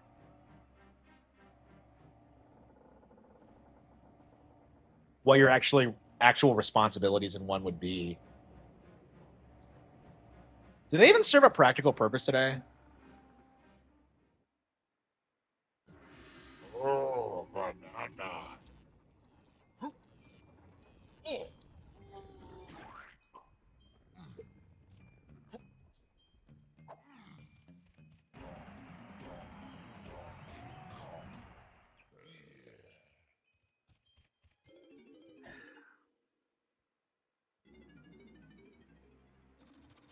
Yeah, like I don't get this. Like, so you turn the lighthouse on and it makes it dark? What the hell sense does that make? Like, it doesn't. It doesn't make any sense.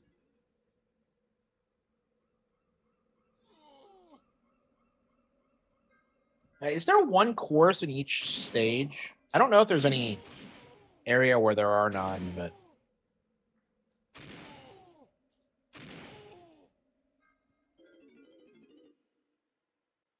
yeah, they're definitely not as good as the 2D ones.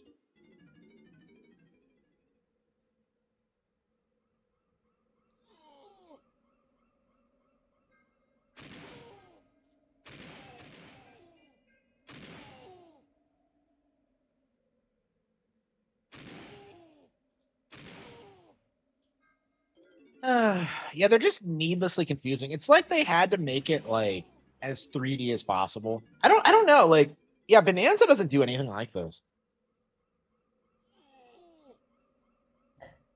I don't know if you see like barrel cannons at all outside of like the 2D sections.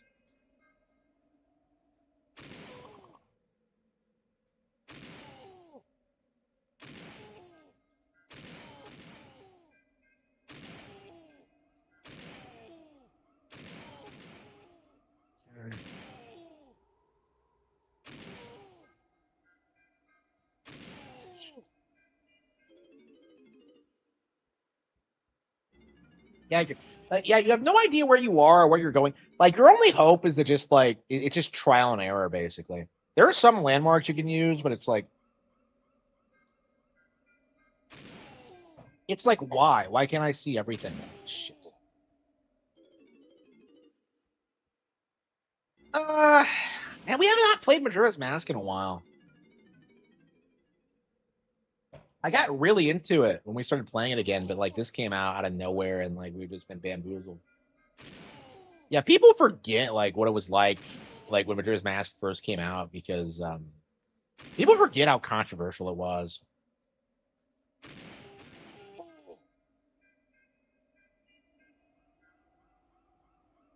You're not supposed to shoot towards the crow nest, are you? Again, it just doesn't make any sense, like what you're supposed to do. Yeah, the coin like ruses you. Yet never go where the shit is because like it's always where you never want to go.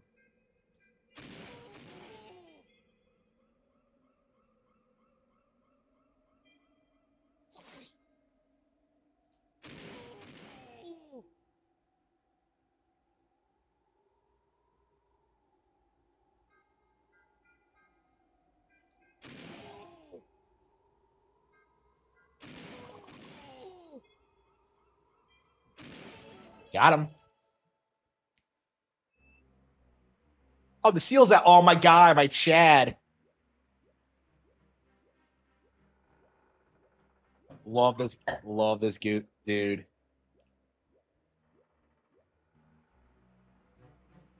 How the hell does he get over there?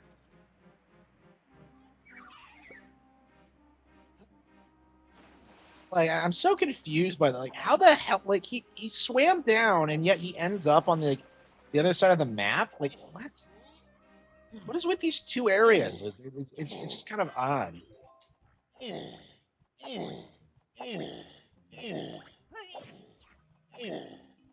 what are we playing after this?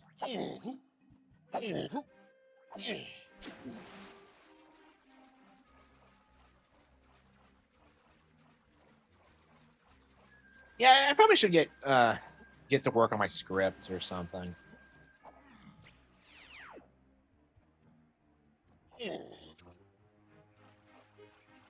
I play plenty of non-Nintendo games. What are you talking about?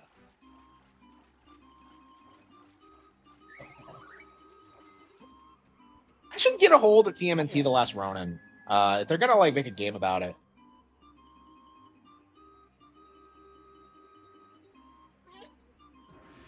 Oh, banana.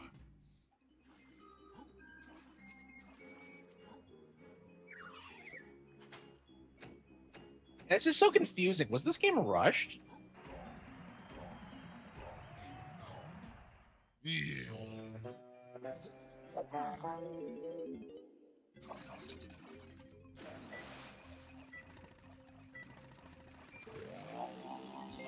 Yeah, this confused me as a kid. I'm just like, Donkey Kong in a boat? But it's doing the wave race thing where you have to go through the buoys. Oh, it's exactly like wave race. Why are they ripping off wave race? I've never noticed that before. Yeah, I think the last time I played this, I had never played with wave race, but like, wow, that is crazy. That is fucking insane. Oh, look at that. Look at that.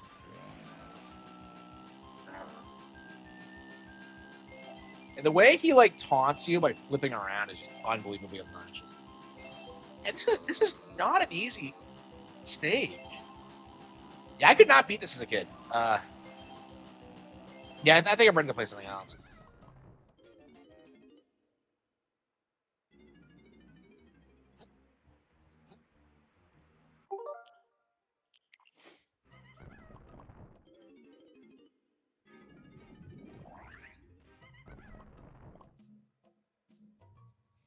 Oh yeah, yeah. When you quit the game here, I don't know why this was a rareware cliche where the game just kind of okay. Yeah, should we do some Kino Majora's Mask?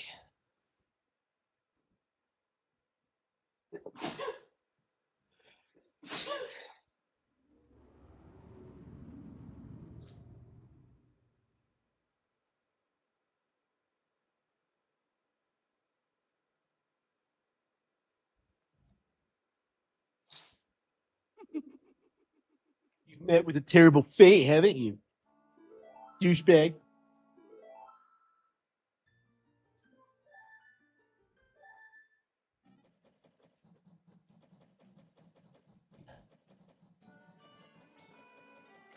Ye who hold the sacred sword.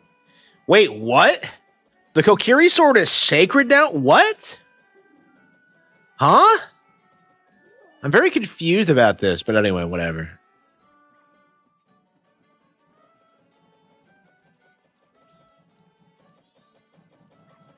Yeah, this is just one of those games I think that's like it's really heavily impacted by the fact that you can't play it for the first time again. Because I feel like if you know what you're doing, the game is kind of trivialized. Because there's all these weird exploits and like it's not obvious what you're supposed to do through a good chunk of it.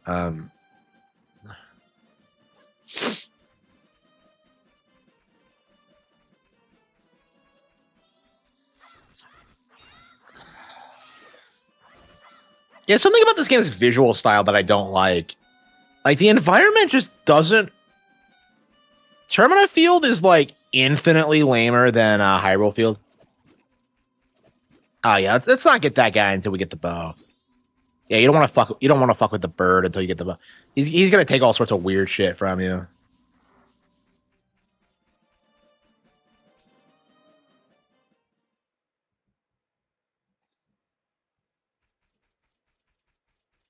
Oh wait, no, you can do it with the Deku Scrub, can't you?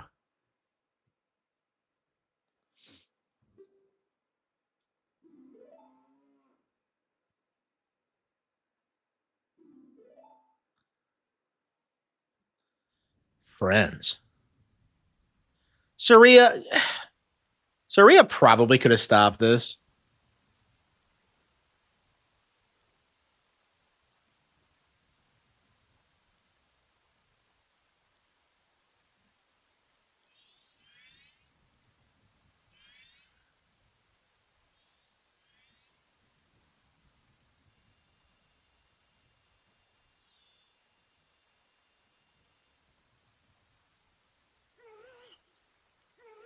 Yeah, they see this creepy fucking weirdo.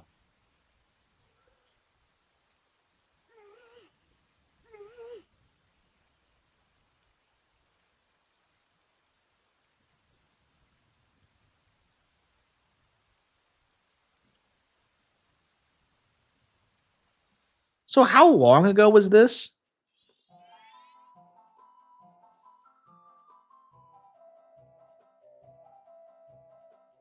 Yeah, Saria's song.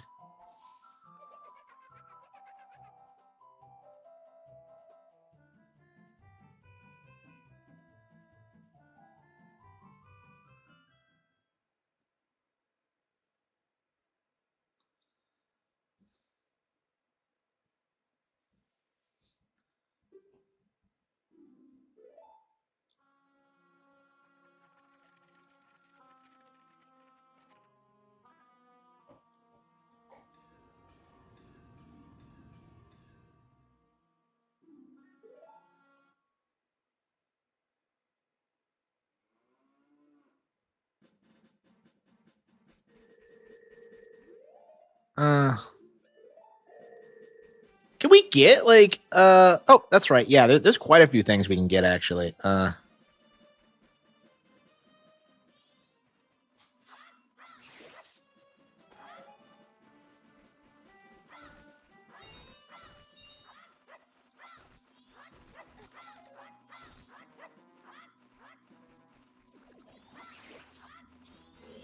7 days.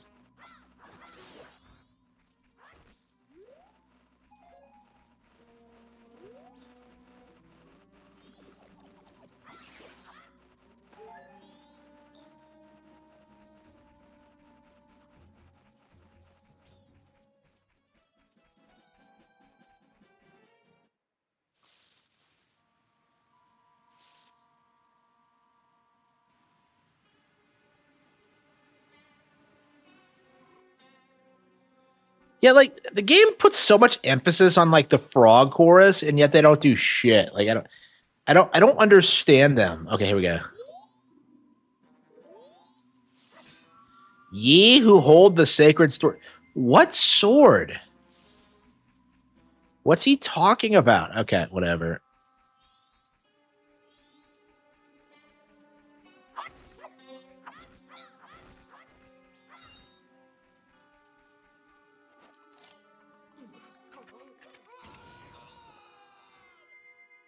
Yeah, I don't know.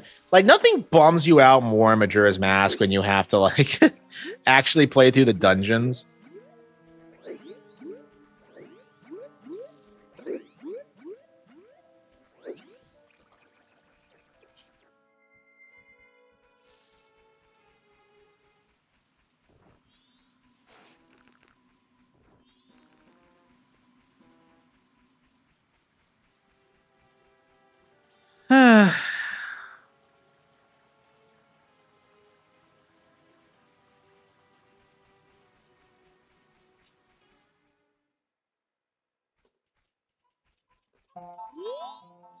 Yeah, like I could not figure this out as a kid. I like there are just so many steps, and they're all just kind of confusing. I love how, by the way, how like the path is different depending on the day, and it's like never going to be relevant because like when are you gonna come down here on day 2 or 3? I don't even think there's anything in here other than like the mushrooms and Koum. Oh, I know. Is it Koum or Kotake? I think it is Koum.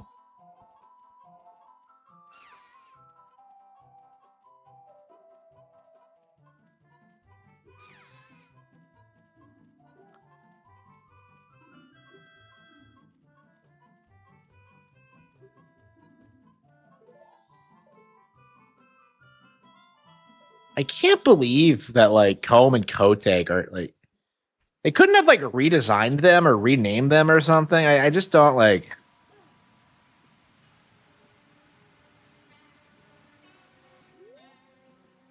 So yeah, she doesn't die during the 3 days, so I guess she just lies out there.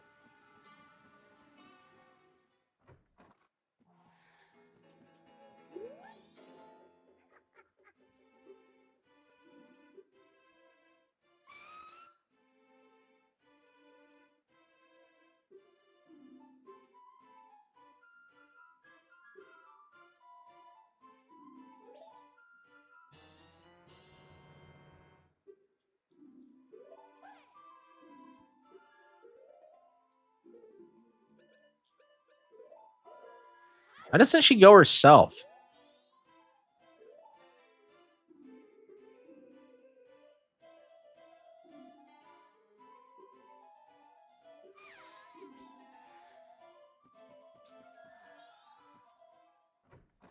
Yeah, so like I don't know if this is the only way to get blue potions in this game. Like coming here, getting the mushrooms, and then taking them to the hag. I don't know, but I'm just like, why would you ever bother? Is just like kind of my question. Like, because like Chateau Romana is so much easier to get, and it's so much better.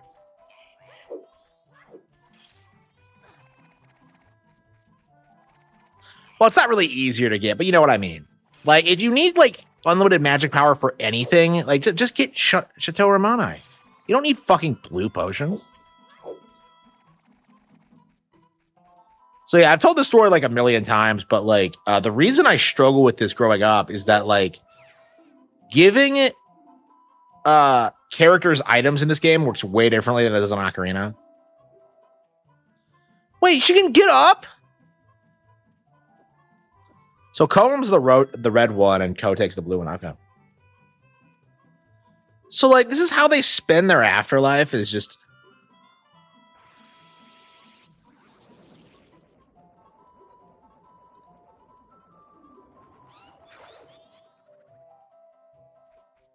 I am confused.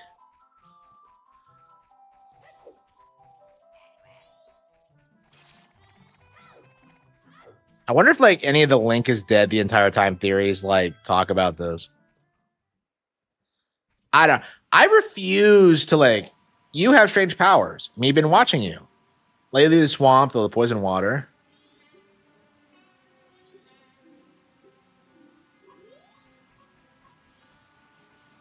Yeah, like I love a lot of this game's characters, but like they have this weird tendency to be kind of isolated in their like suburbs. Like we always talk about how complicated like the schedule is in this game, but it's kind of misleading because oh, thanks for all the subs by the way. Um, it's kind of misleading because it's only really applies to Clocktown. Like outside, like there's not nearly as much going on.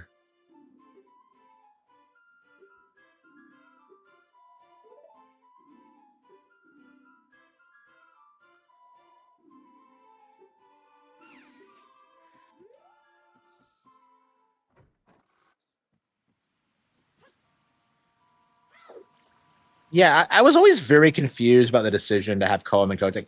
Wouldn't they like be a way better fit for like Icona or something? Like I don't know why they're in the swamp. Yeah, couldn't they have had like the hag from like the old lady from the potion shop in Ocarina do it? Like I don't get it. Like I think she's the grandma of like Anju.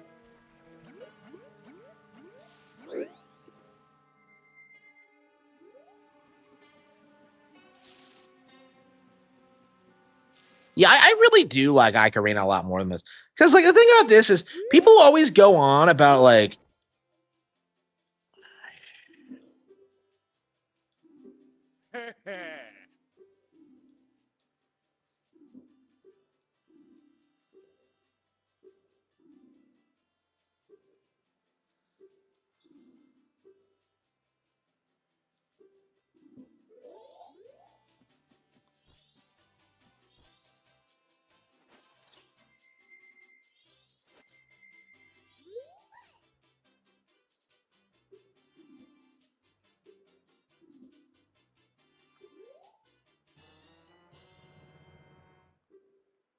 this is the first ever appearance of the pictograph box.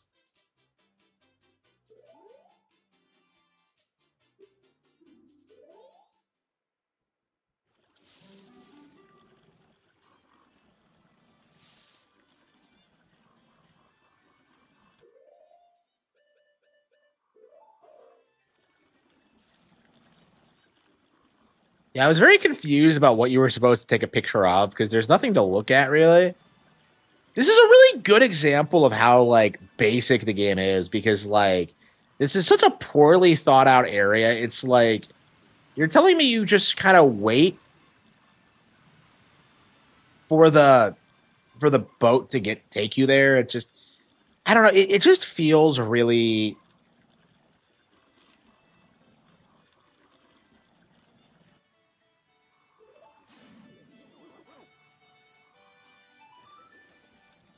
I don't know. It never really satisfied me, honestly.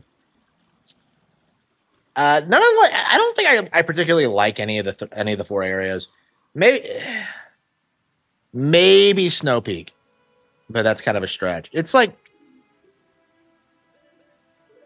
the the vibe is weird, the personality is weird.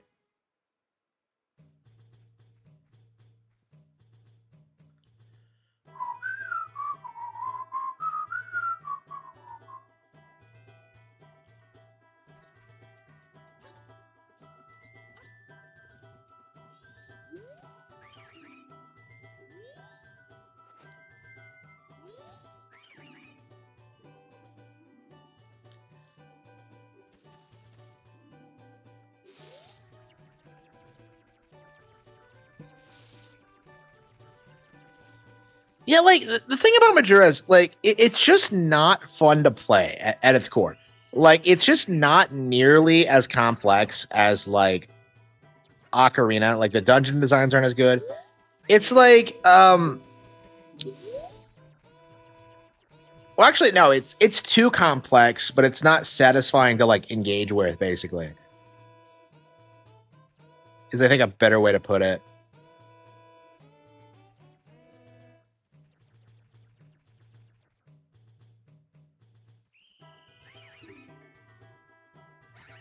It's been so long since I've done this. I don't remember yeah, I think the last time I did it I must have done it at night because I you can actually see their vision at night, which is just that's just confusing to me.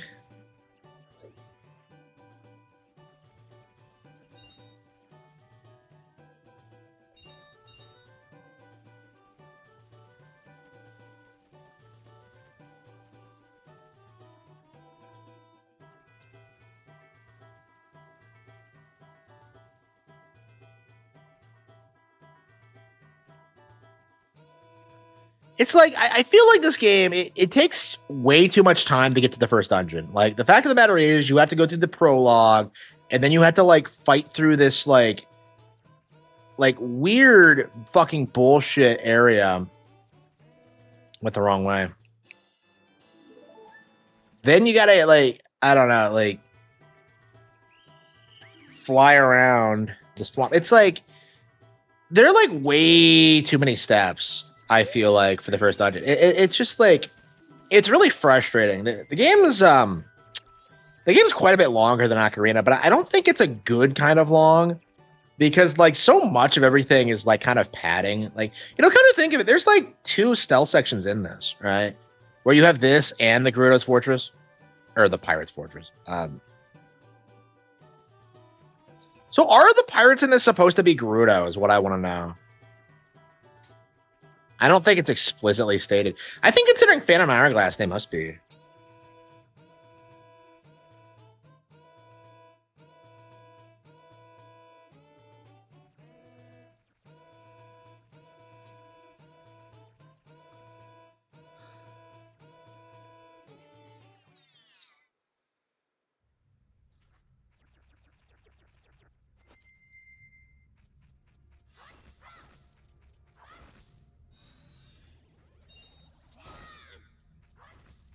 Oh, don't tell me I need more rubies. I didn't even think about that. Doesn't he give out the first one for free?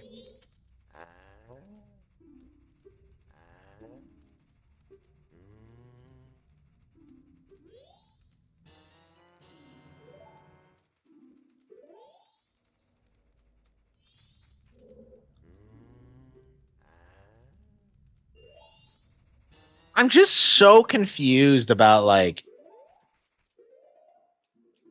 why certain mechanics are different. Because in Ocarina, you don't have to water them; you just have to wait 7 years. But like in this game, for some reason,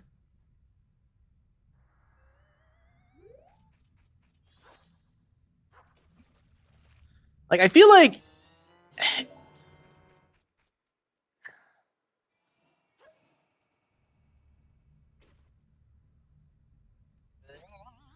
yeah, to me, it feels like way too difficult to figure this out. And like it just doesn't feel like it has good pacing. It doesn't do a good job of like raising mistakes.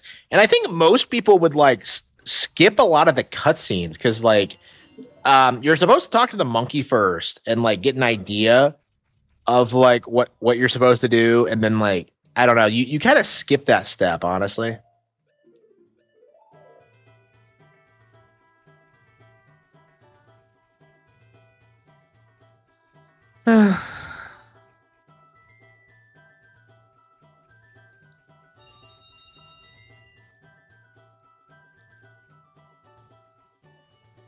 Yeah, we have to go back to Clock Tower because I completely forgot to get the Great Fairies Mask.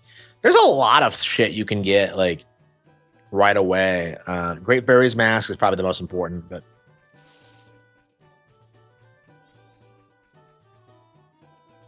I did get more water. Right? Oh, oops, shit.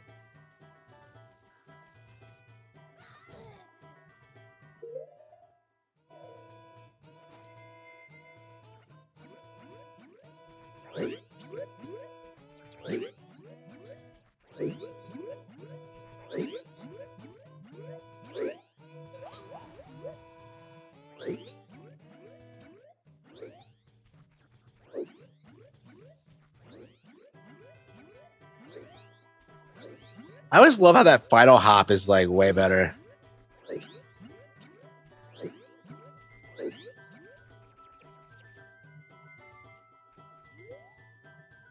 It's just such a dumb like solution to the problem. Like, so you're telling me that like I have to go around the side of the building, plant a magic seed, and then like go up and around. It's just, it just, I don't know. It doesn't feel natural to me. It never has. And like, it's one of those things like when you know what you're doing, it's kind of trivial. And it's not fun the way Ocarina is fun. Like Ocarina's like design feels like really tight and like intentional. This feels like in a lot of ways they just kind of like threw everything at the wall. And there are still mad scrubs here too. Wait, are they wild scrubs or are they actually Palace guards? Because like if you're fighting them, yeah, are mad scrubs part of the Deku Kingdom or not?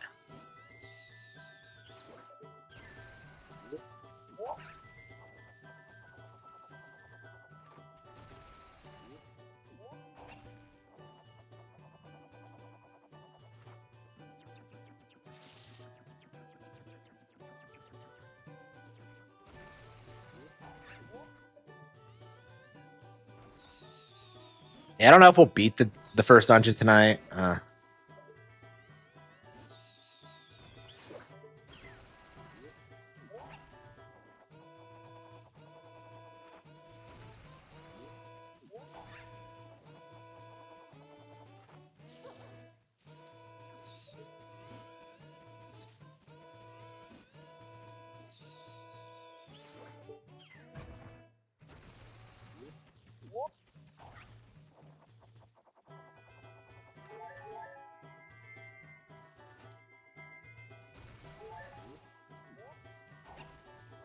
Oh shit! What? Yeah, this one does that weird thing where it goes up.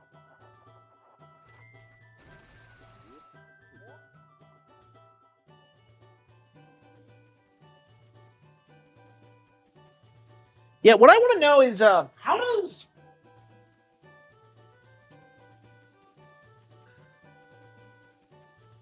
how are there any other ways to get magic beans? Because I think what I typically do whenever I want any is to like come here. I don't know if there's any consistent ways to get them. It just seems like a really weird location for them, honestly.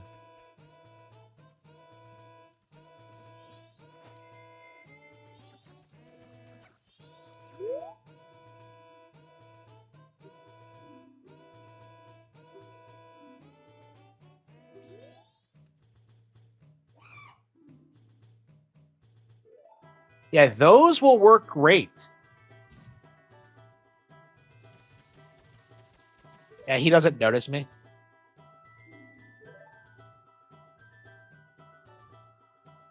So yeah, if you skip the scene where like they explain it, like what's going on, like he just kind of like immediately segues into like, as if he's already kind of seen you or like spoken about this. So it creates like this weird plot hole and doesn't make any sense.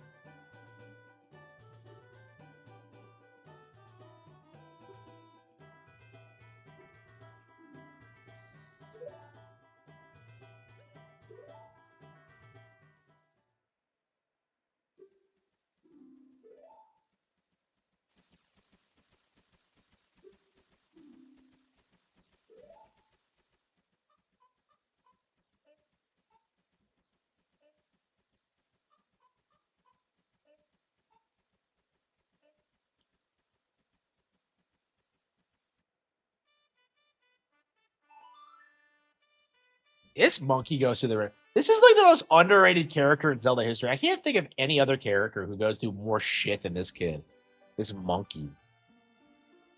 Yeah, you don't usually see these kind of situations in which like an NPC gets like really royally fucked.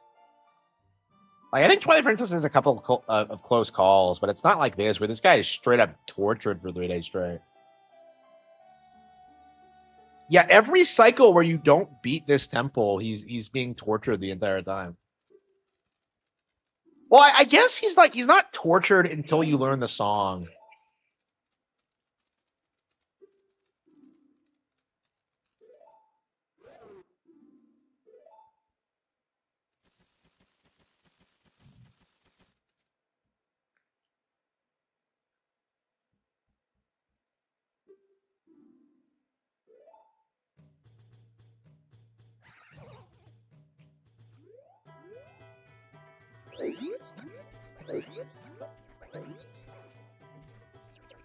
Oh.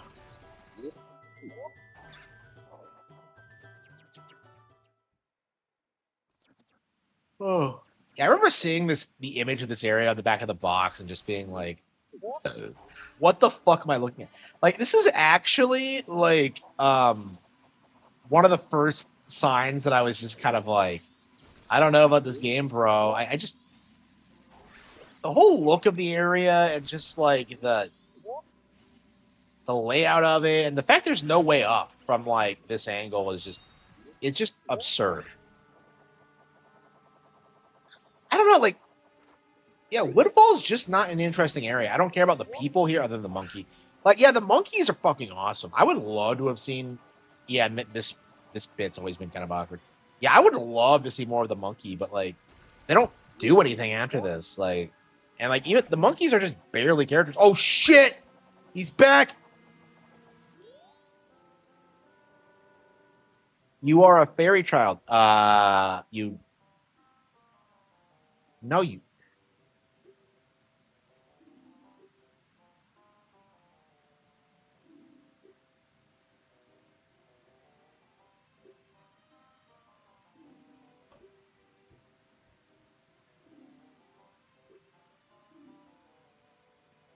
Yeah, Gabora doesn't do nearly as much in this game. Like, I don't get why he's like. I have placed those throughout the land to aid the one with the power to change the destiny of this land. Okay.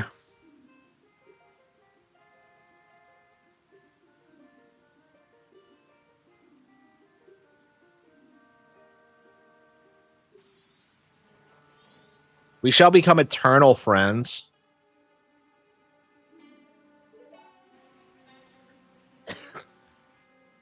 Yeah, what a what a weird location for this.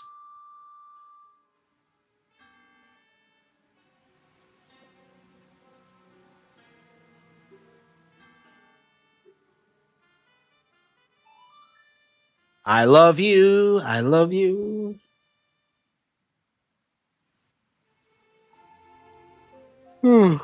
Gee, this sure would have been nice back in Ocarina of Time. Yeah, this song would have blown Sheik's mind. What do you mean there's one song that can take you everywhere?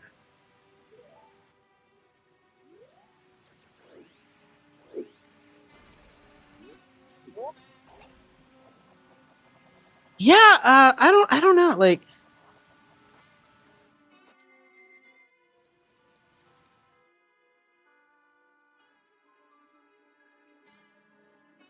yeah, it's quite a bit harder than Ocarina, but like, I don't necessarily think that makes it better. You know, like,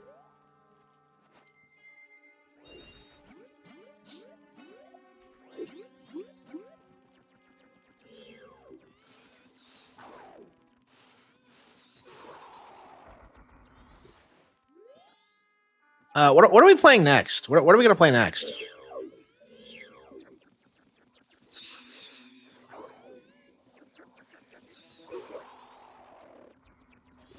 What the hell? I never understood why Mad Scrubs don't duck down. Oh.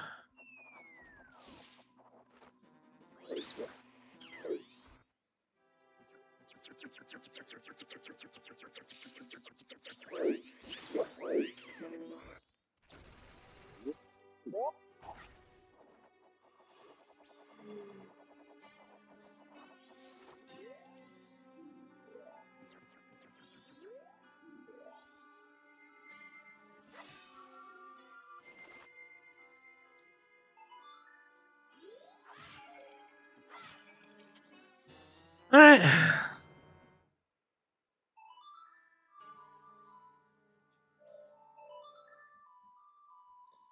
Yeah, the first dungeon isn't too long or difficult, but like,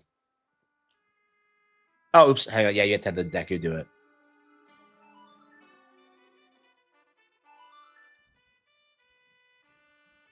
Yeah, it's not obvious that you have to do that.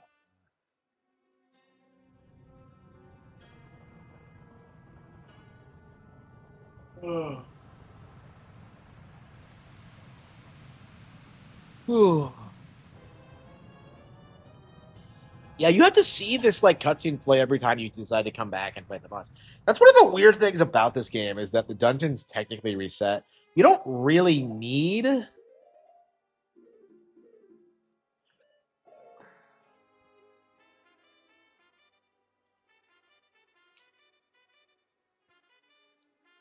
Yeah, I don't really feel like beating it right now. I think we're gonna get the Great Fairy Mask and then stop.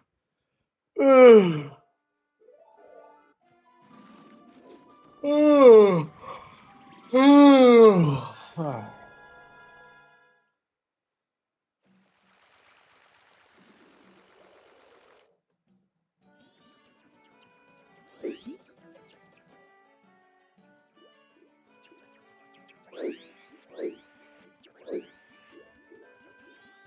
It's the 7th, right? No, it's the 6th still. Wow, it's still pretty early.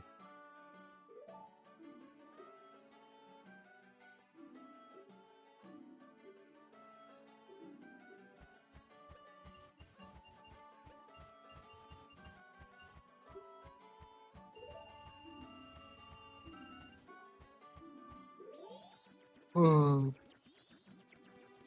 Ugh.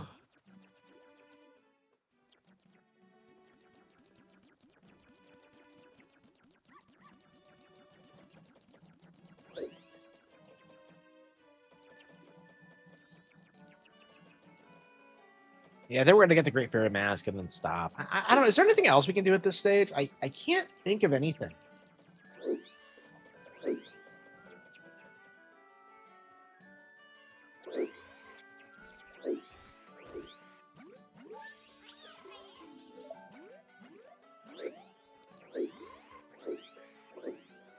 Oh.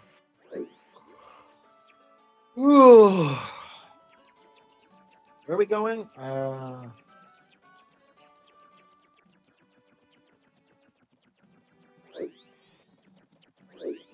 Yeah, I think I'm gonna take a nap for now. Just rest up for a bit, try to get caught up on sleep, and then I'll get to work on the.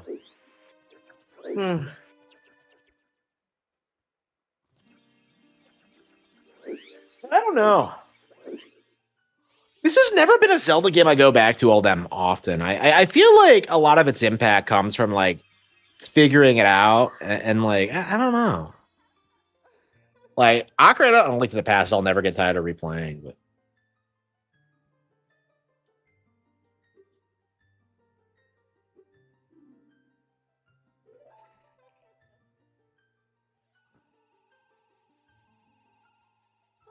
oh, hang on, I'm a Deku. Oh wait, hang on. Is this not gonna? Did I screw that up?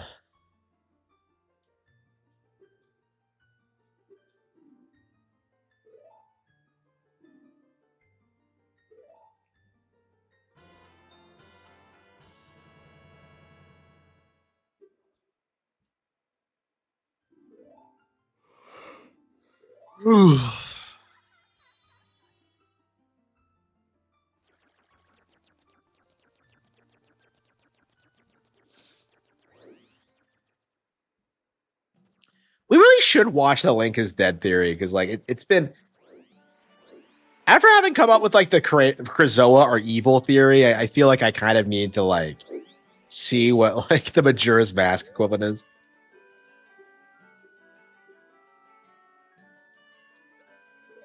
Yeah, I'm not a fan of the idea that this takes place in a parallel universe. I never have been. Okay. Okay, we got that. Anything else we want to play before bed? I guess maybe we'll kind of. I think. I think that's a fine stream for today.